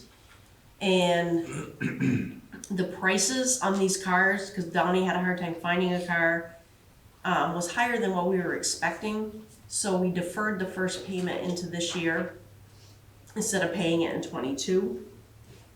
So that's the first year of the payment. And then the line under it, which is equipment, you'll see that for 22 it was 58,000. So a good chunk of that is the cruiser. And there's an offsetting income amount. Excuse me, that goes with that. Question? The police boat expense? Which one? Police boat. Police boat? That is the Stone Garden boat. Okay, so we get reimbursed? Yeah. Okay.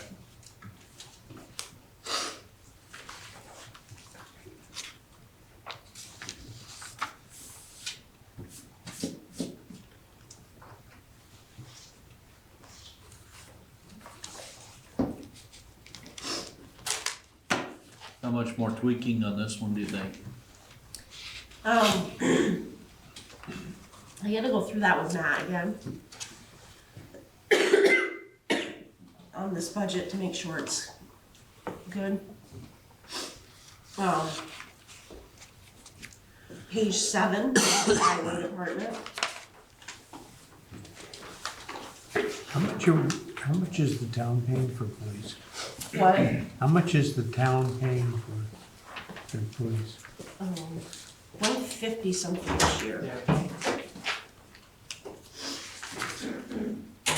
158.04. Oh, yes.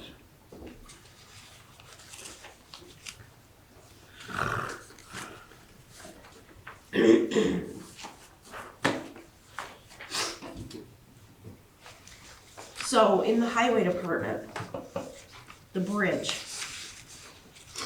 what I have done in here is I've shown the grant money that we have committed to us, which is 200,000. And then I show an expense farther down of 323,000, which is the cost that we have for ECI. I have that full cost sitting in the budget right now. So when I get to the tax rate page, you're gonna see, thank you. You're gonna see that the tax rate's a lot higher than what I like. So I've run it a couple of ways.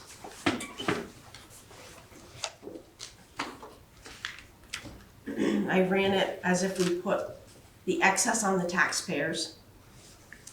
I also have the number that we work something else out and we don't have the excess coming out of the taxpayers, which is a much more applicable. Or palatable. Yeah, palatable is the word I want. Version. So We'll deal with that when we get to the tax rates. Okay. So the bridge I've got in, and we've got $200,000 right now in grant income that we're aware of. The cost of the bridge under the ECI contract is $323,250. So the line above that, which is maintenance of sidewalk labor, had a long conversation with Dean today. We budgeted $21,000 last year in the year, or this year and last year. He wasn't spending that much. And he told me, he goes, I concentrate on how much I'm spending on materials for sidewalk, and the labor is what it is. So we reduced the labor down because the sidewalk costs are, concrete's getting more expensive, and they're doing as much as they physically can do. So we moved that difference to other areas in his budgets. On page 8. So just real quick on that bridge, Bill and I spoke with Secretary Flynn today too. So we had some good conversation with him, not guaranteeing any funds, but there's other things that we can look at, so. So we may be able to fit whatever we need within that 200,000, so. That's good. That's the mission we're gonna go on, huh? Right?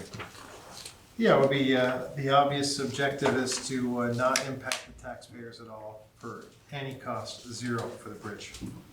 Yeah, Amen. and it's a federal highway. That'd be good. Yeah, or no ARPA funds either. Right. So, for these guys, their property insurance is staying pretty much level. It's going up a few $100s. Their workman's comp is going up about $5,000.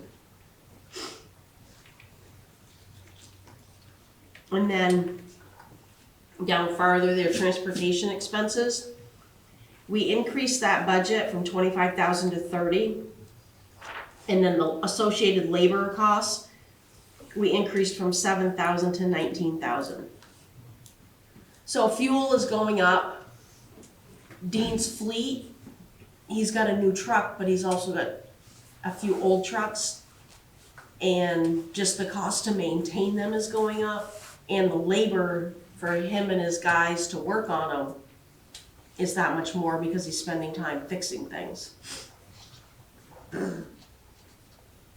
So those are the bigger drivers. We did this year put 24,000 into their equipment replacement fund. I would guess their next piece of equipment will be the 1-ton that they're gonna wanna replace. They had a lot of issues with it in the last couple of years as far as electrical with the plow. And that truck's, boy, I don't remember when we bought that, but it's getting up there. So a lot of the work, like in the labor, Dean uses a lot of the opportunities, training moments too. He'll get sheet metal, like on the plow trucks, he'll replace the body, some of the rusted areas, he'll weld them up, and have the new guys learn how to weld and stuff like that. So that's where, he's trying to make the equipment last as long as it can, but it just, you're switching, dollars for labor rather than something else, so. And they do it a lot of times when they've got downtime, the off seasons where they've got some time or rainy days. So just kind of cost shifting that labor kind of thing. So P.E.G. How are the plows holding up? Right. Which one? Plows are okay?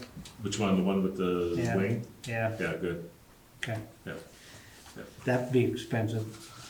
So with that one too, the expense, but the less travel, so less in gas. Because rather than making 3 passes, now you can do it in 1. Yeah. So page 9 is the estimated tax rate. We have to discuss that. So the general fund, it is proposed right now for reduction in its tax rate. And remember, when I do the grand list, that grand list, that number that I use is the actual amount that we billed for 2022 grand list. So any additions are not reflected. For the fire, so we're looking at a 0.0062 cent per hundred reduction in the general fund. The fire department, we're looking at a 0.0029 increase. In the police department, we're looking at a 0.0299, so basically 3 cents increase. The highway department, as it stands right now with that bridge in there, you're looking at almost an 8 cent increase on the tax rate, which would give you a tax rate of $1.05. So, Well, the total. that being said, page 10 is the numbers of what the tax bill would be on different values of homes. But option B, which is, and I don't have this printed for you guys, because I didn't want you guys to like get too cluttered with too many different scenarios.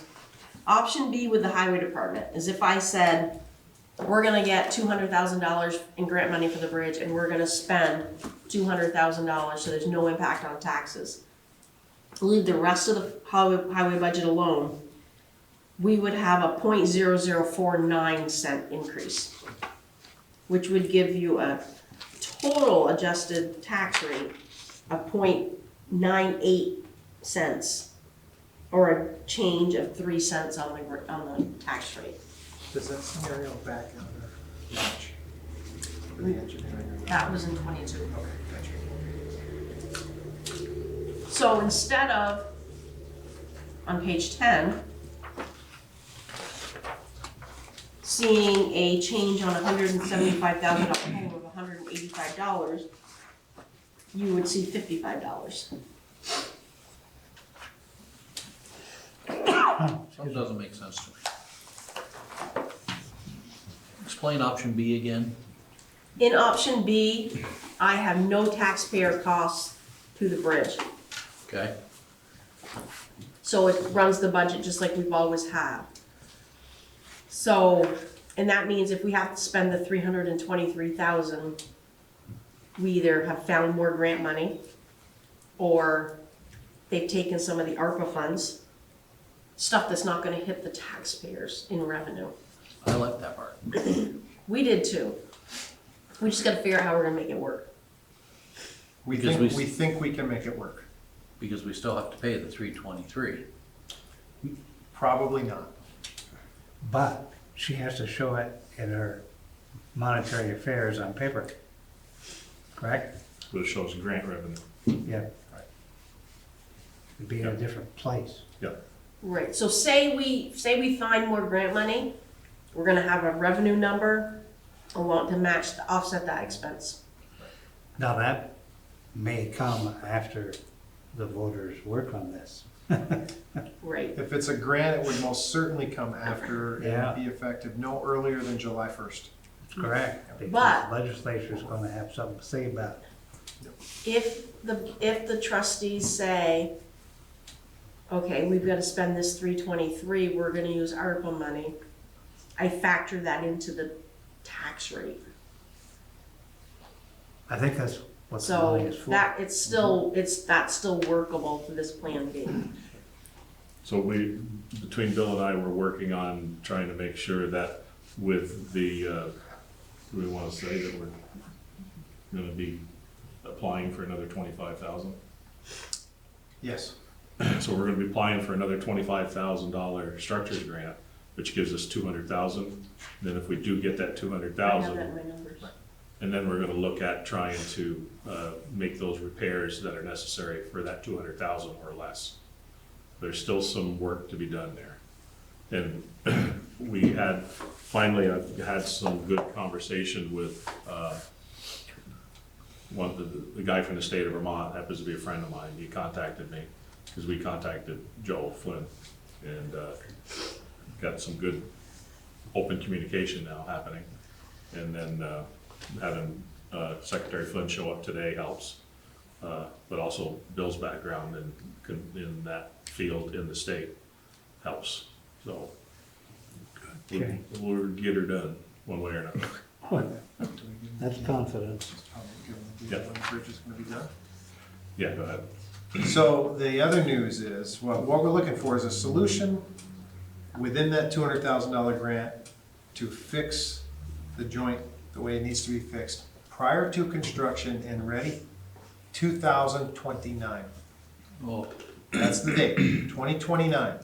That's gonna be the date that the $8 million project is gonna occur, of which our 5% will be $500,000 that will be due in 2029.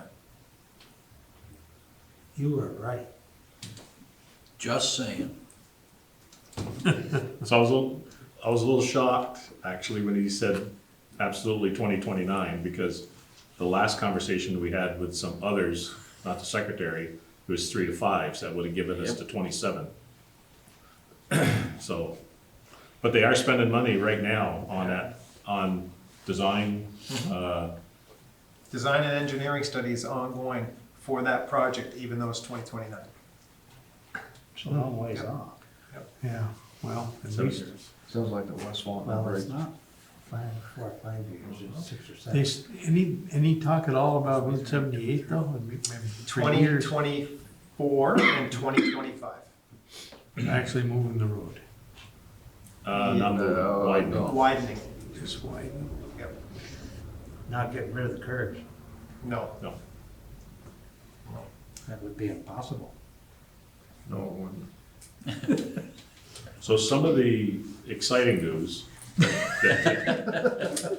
Yeah, I was right. I don't always Oh, boy. pick those colored glasses. Exciting news. So some of the exciting news is that when the interstate finishes, there's a lot of activity gonna be happening. You noticed today on the news, was it 13 point something million dollars? Yep. They're gonna spend at the border crossing coming in. Yep. As we mentioned, probably earlier this year maybe, or late last year, that they asked about a water line going from here to the border. Yeah.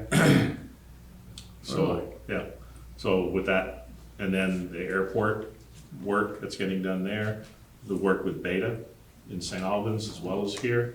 So there's, within the next 3 to 5 years, you're gonna see some major improvements, major economic growth and expansion for our areas, so. So he got his work cut out for Freaking A. Nothing but an opportunity. him. Right? Yeah. Right. It's so great to have you know, like a couple of 50 or 100 employee businesses here where people don't have to travel to Chittenden County. Yeah. For sure. Yeah, well, that was one of the concerns, some people were saying, well, we gotta have, another 100, 150 jobs for people, where are we gonna house them all? No, hopefully they don't travel outside of Franklin County, they stay, Yeah. and they'd be comparable jobs, or at least, factor in the cost for your fuel, or not factor in the cost of your fuel. So, anyway, sidebar. Another possible positive in that mix, when the Highgate border crossing expanding, is the Canadians improving that highway up Route 35 Yeah. to the border there, to Pike River now. They're in phase 3, phase 4 will be right to the border. When they connect to the border, it's gonna possibly lighten up the truck traffic on 78. Hope so. Yeah. Hope so. That is one of the reasons why the American side of Port of Entry at Highgate is expanding, is to speeden that. Accommodate the Canadian traffic. Yeah. So rather than coming through 78, they will go right up through the border, back around. Yep. Hopefully. So, sorry. Back to Lynn that. Yep. I gave her a chance to rest her voice. I know. So then, a $200,000 home would go up $62.95 instead of $212, and a $250,000 home would go up $78.69 instead of $265. That would be good. That sounds better. Yep. Much. And what's the cent increase on option 2? 0.0049.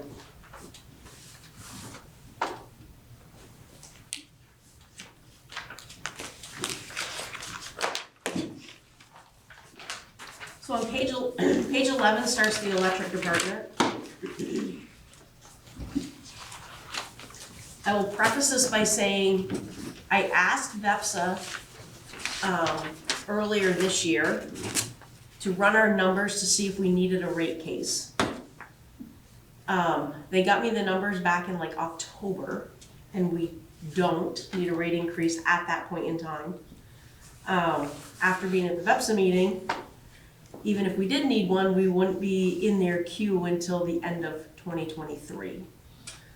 So I will still periodically ask them, like I'll probably ask them this summer, run the numbers again. Just purchase power makes me nervous, and you can go sideways on that number pretty quickly, especially if we get into a drought situation. This year, we've got a lot of generation, so that's helped. The other thing is that we actually had the rain when the peaks hit, and we shaved the peaks and even put energy on the grid during those high peak times. And it will help us for 2023. Yeah. So by how we're operating, monitoring which unit is more efficient to what volume of water you got coming in, by doing those processes and stuff, that they're doing excellent up there.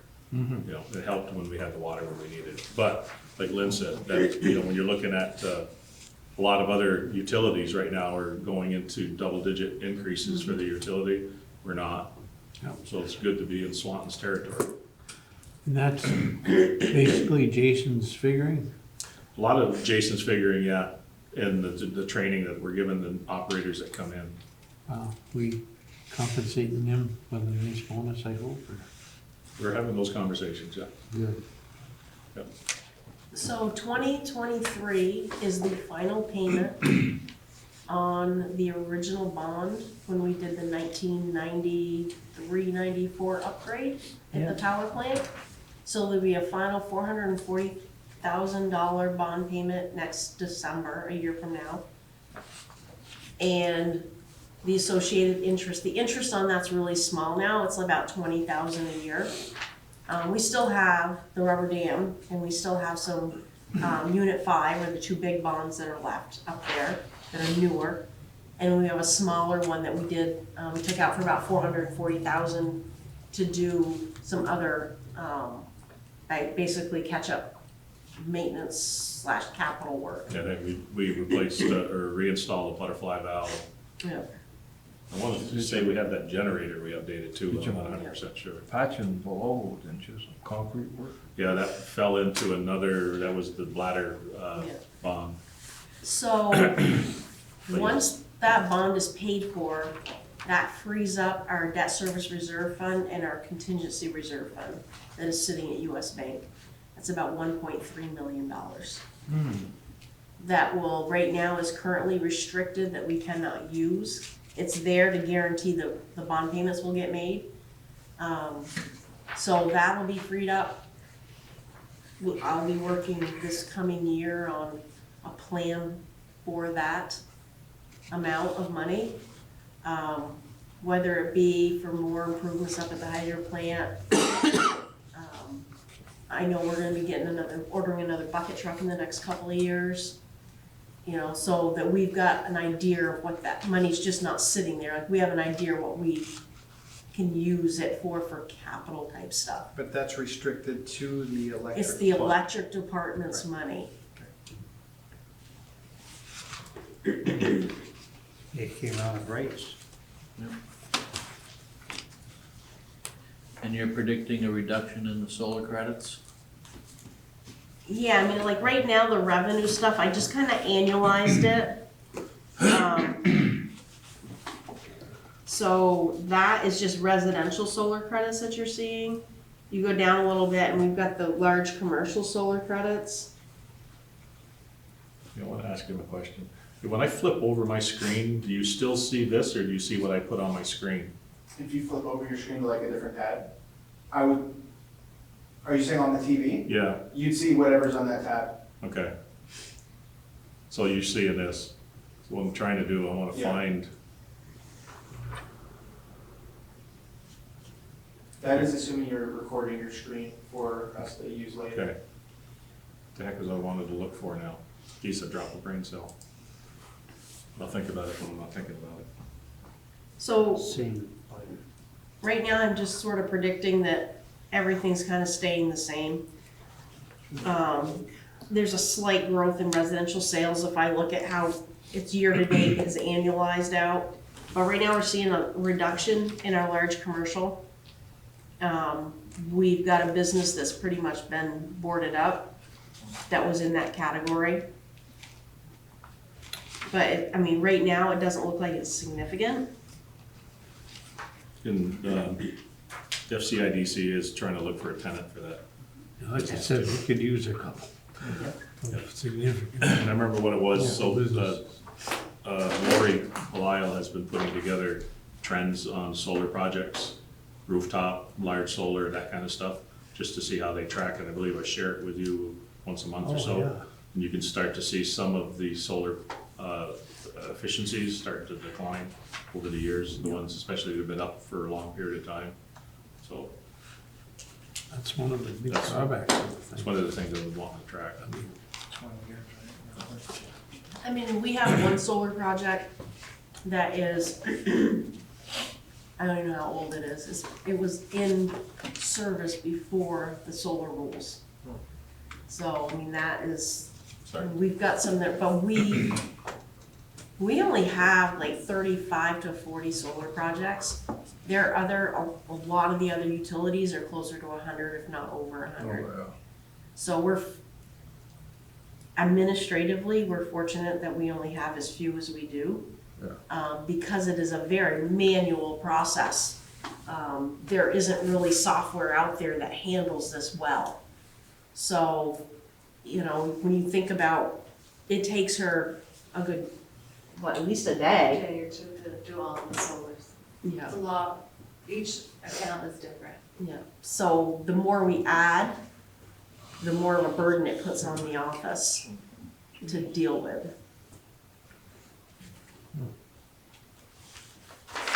On page 12, right at the top, is our purchase power budget for next year, $2.2 million. Right now, year to date, we're at 1.8 million. So that is power definitely through October and some of November. Because we won't have, most any day now, I should be getting the VEPSA CDA bill, which is the big bill that we usually get. It lags, you know, and that will be for November. So it takes a while to get, you know, you're almost, at 11 months, you're really only about 10 months of purchase power costs. Yeah, yeah. It's always that way.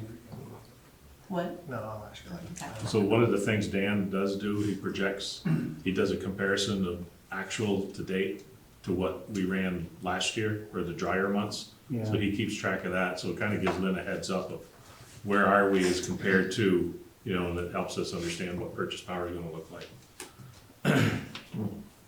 So we can adopt a budget. Yeah. But the 2.2 is not a number that we've come up with.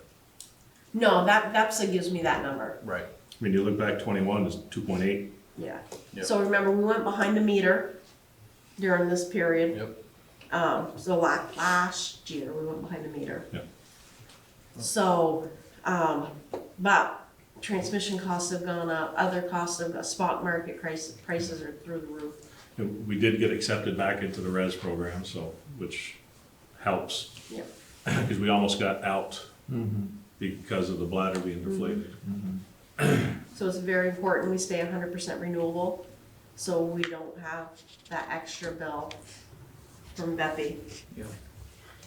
Down under transmission maintenance expenses, maintenance of right-of-way. We've budgeted 5,000 the last couple of years. Dwayne has asked me to bring that up to 8,500. He's got some trimming he needs to do on that line. Then down about halfway down under distribution, our uniform costs. We've been budgeting 20,000. I've reduced that to 15, and I may still reduce it a little more. Cause we did a new deal with UniFirst early in the year and changed out how some of our uniforms are, and we saved money. And we're still, we did that earlier this year, so I don't have a full year yet in there. And Dwayne's still trying to find ways to shave that cost down some more. But the FR rated clothing that we have to get for the line crew is not cheap. You know, a sweatshirt is like $300. Jeans are like $50, $60, $70. The shirts, like the Henleys that they wear, are like $50, $60 a piece. And they need, you know, multiples of that.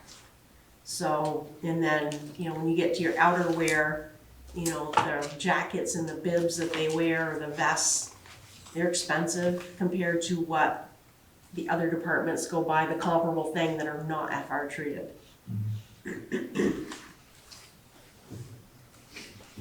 Three-quarters of the way down, maintenance of right-of-way, we've been doing about $80,000. Dwayne has asked me to bump that up to $100,000, so that's our tree trimming budget.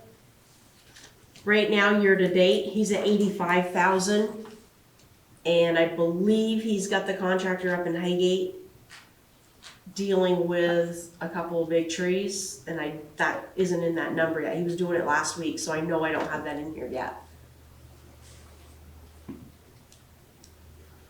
And then the maintenance of right-of-way labor, I've increased up to $25,000. That's what he has his guys doing. Yeah, so I have, On page 13, like halfway down, uncollectible accounts, I've reduced the budget from 10,000 to 5,000. That's, so in the accounting, I've got our accounts receivable, and then I have an allowance for doubtful accounts. And then whatever we adjust allowance and doubtful accounts for each year, the offsetting amount is in that expense. And then when you write off an account, it gets written off to the allowance. That's how the accounting works. I looked to see what I was gonna have to adjust my allowance for, and I don't really have to adjust it much. So that's why I'm looking to reduce the uncollectible account expense. I don't need to budget as much if we're not really gonna have to. The VCAP, the VRAP, these programs that the state has been doing has helped a lot of people. Those programs are kind of starting to phase down. I'm hoping that, we don't see a trend of, our AR has been pretty steady. So I'm hoping that, we don't see all of a sudden these people that haven't been paying their bills because they've been in the program, hopefully they start paying their bill once the program ends. So, but we do have the capability to lien electric, water, and sewer accounts that are past due. And Diane stays right on top of that, which has helped. Like, we haven't had to, for the most part, we haven't had to really write off bad debt in our utility accounts of any significance for a while. Down a little farther, bank charges. That number has steadily been going up each year. More and more people are banking online and using Invoice Cloud. So I think we're gonna keep seeing the bank charge account number go up as people are using electronic means to pay their bills. It doesn't show our postage going down, does it? Postage, well, it depends if people are looking, postage has gone down, like budget to actual. But unless somebody elects to get their bills electronically, they're still getting a paper bill. The beauty with Invoice Cloud is we aren't having to deal with the requirements of having people's account numbers or credit card numbers because we have to log into Invoice Cloud in order to pay if they call us over the phone. But if a customer forgets to pay their bill and we go out to disconnect, they can actually log into Invoice Cloud and pay it right then and there, and it's almost real time. It's pretty much real time. Yeah, they just send us confirmation, screenshot of it, and done. Now, is there a reason why we mail, if they're paid electronically, why we mail them a paper? They have to elect to get an electronic bill. Electronic only, they have to opt out. Through iCloud, you have to go paperless. If not, you're getting a bill. So when I pay mine through automatic, You still get your billing run unless you chose to go paperless. I thought I did paperless. Okay, never mind. So we received notice a few weeks ago that Invoice Cloud was gonna automatically move everybody to paperless unless we chose not to.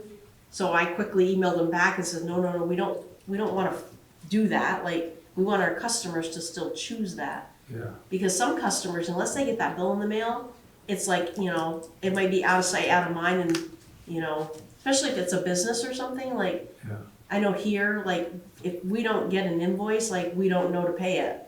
If it's a random, I mean, electric bill you kind of look for, but, you know, some people just get busy and unless they get it in the mail, they kind of forget Yeah, about and it. sometimes they send it to me via email, and then it never makes it to the front office. Just saying. Then the outside services employed, which is 57,600. So in that account number, and each one of the departments also has this. So our financial software and billing software, we pay a maintenance fee on every year. It's like $38,000. That gets split. Everybody pays a piece of the pie. The electric department pays the bulk of it because they use the bulk of it. But everybody, whether it's the fire department, the police department, they all pay a prorated share of that. It's just, but that's the bulk of what's in that 57. And then there's like our SCADA system maintenance, our GIS maintenance, also goes in there. So the next couple lines down is our VEPSA fees, $314,470. So that is the monthly fee, our prorated share of VEPSA's budget, that's non-project. They also got a Sanders grant for next year, and each utility had to pay part of the match. I had lumped that into there too, because it's a one-year deal. I wasn't gonna do another account number for that. So it looks like it's going up higher. I mean, it is higher, but it looks like their like non-project costs are going up higher than they really are, because some of that's the Sanders grant that is specifically related to a project. The renewable energy credits budget of $137,507. If you've heard Reggie talk about the tier 1, 2, and 3 requirements, this is what that dollar amount equates to for us. Then So that within that, it's incentives, you know, like. electric vehicle, the electric, yeah. So it's something directed, mandated by the state to help incentivize people to electrification. Then the VEPSA AMI project, the $28,750. So we will be doing our AMI install in 2023. We are one of the first 4 to go. It is gonna be mostly out of the $800,000+, that's our share, because they did get a grant for almost half of the project cost. So our share is about $800,000 next year. $28,000 is like licensing fees, so that's going to be like our software licensing fees each year. So that's expense. The rest of the projects are capital. The rest of the 800, some will end up in the water department, and some will end up in this electric department. So we talked about in the water department, owning the meters going forward, correct, when we go to AMI? Yes. A couple lines down from that is the property insurance, which is going up to 86,000 is what the numbers are. The one number I don't have yet is our cybersecurity number. That policy renews April 1. So I don't have that actual bill yet. The last line is the employee's health insurance. That's going up a fair amount. That would be, we've had changes at the power plant. We had a change in the electric department, but the type of plan is the same. So that was a wash. So what's the cause for the increase then? Pardon? What's the cause for the increase then? If The plan- power plant, we had some employee turnover up there. We've got, So they changed plans, the new employees have a different plan, is that what Right. you're saying? yeah, and health insurance went up a fair amount this year. Mine went But in down. the electric department, Yours too? Mine went down. in the electric department itself out back, we had a, employee turnover. There, it was a 1-for-1, it was the same type of plan. Yeah, It was the hydro plant that we've had some change. okay. So on page 14, down towards the bottom, we have interest and dividend revenue budgeted for 315,000, and the line below it, the non-operating revenue of 426,000. The bulk of the 315,000 is dividends coming in from Transco and Velco. And then the $400,000 number, that is all Transco revenue.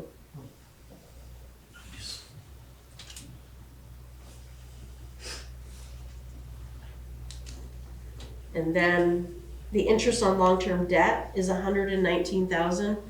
You can see that's a drop from the 145,000 that we paid this year. And that'll continue to reduce as we pay down debt.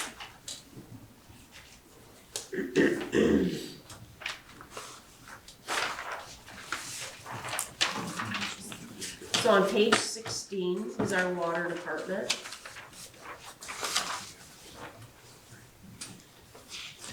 So on the top quarter, I've increased the heat budget. We went over budget so far this year.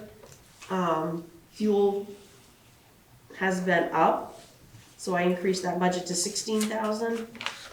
Then towards the bottom, That's fuel oil, right? The heat. they heat, yes, they're fuel oil. Second line from the bottom, chemicals, $30,000. And I'm wondering, because of where we're at year to date, I'm wondering if we have enough in that line item. I may ask Todd to relook at those numbers. Yeah, he did say that they were improving some of their processes on their Yes. chemicals, so Yep. and that was pretty close, 3,500 Yep. variance, but that's to date, right? So, yeah, Yeah, we spent 29,000 year to date. yeah. Okay, yeah. On page 17, maintenance of line labor. Dean had me increase that, so I brought it up to 53,000 for work that he plans to do next year. But I also reduced maintenance of services labor.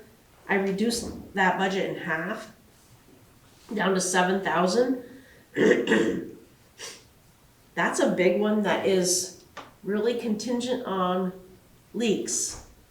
You could have a year where you keep having service lines spring leaks and you're constantly fixing them, or you have a year where nobody's service line has an issue and it's main lines that give you problems.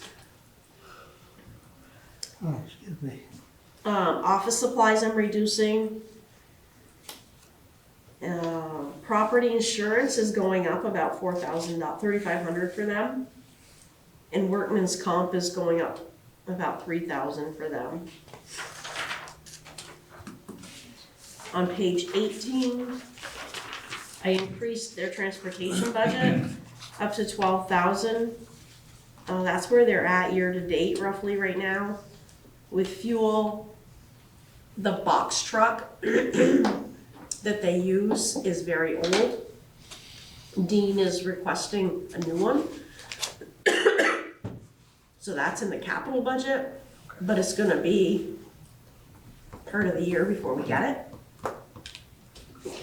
Okay, so that's that used box truck that we got that maintenance was using, and then they changing hands and they quit. But now they're finding out that's their major go-to vehicle now when they have breaks or work or sidewalks and everything else. They got all of their tools placed in there. Yeah, You know, and then in the wintertime, that's their warming spot. warm and hot. Yeah. Yeah. So it's turned out to be quite the vehicle. Good idea, Yeah. So, even though it's budgeting for a loss, I'm not thinking we're gonna raise rates. The water department has plenty of money in the bank. Once we do the water line project, we're gonna have to probably raise rates to cover the bond payment. So I would rather hold this year, see what 2024 brings, instead of raising it this year and then having to do it again next year.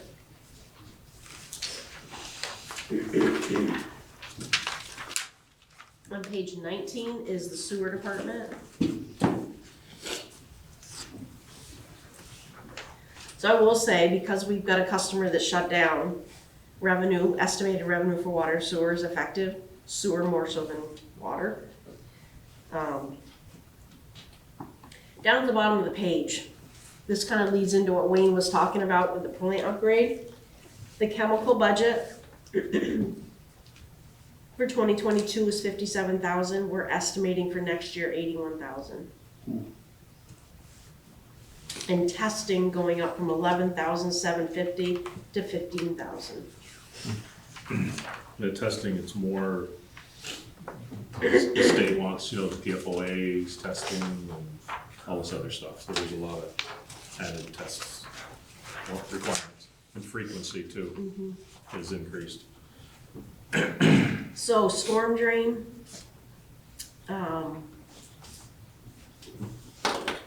right now, we reduced that budget from 15,000 down to 6, because he wasn't using,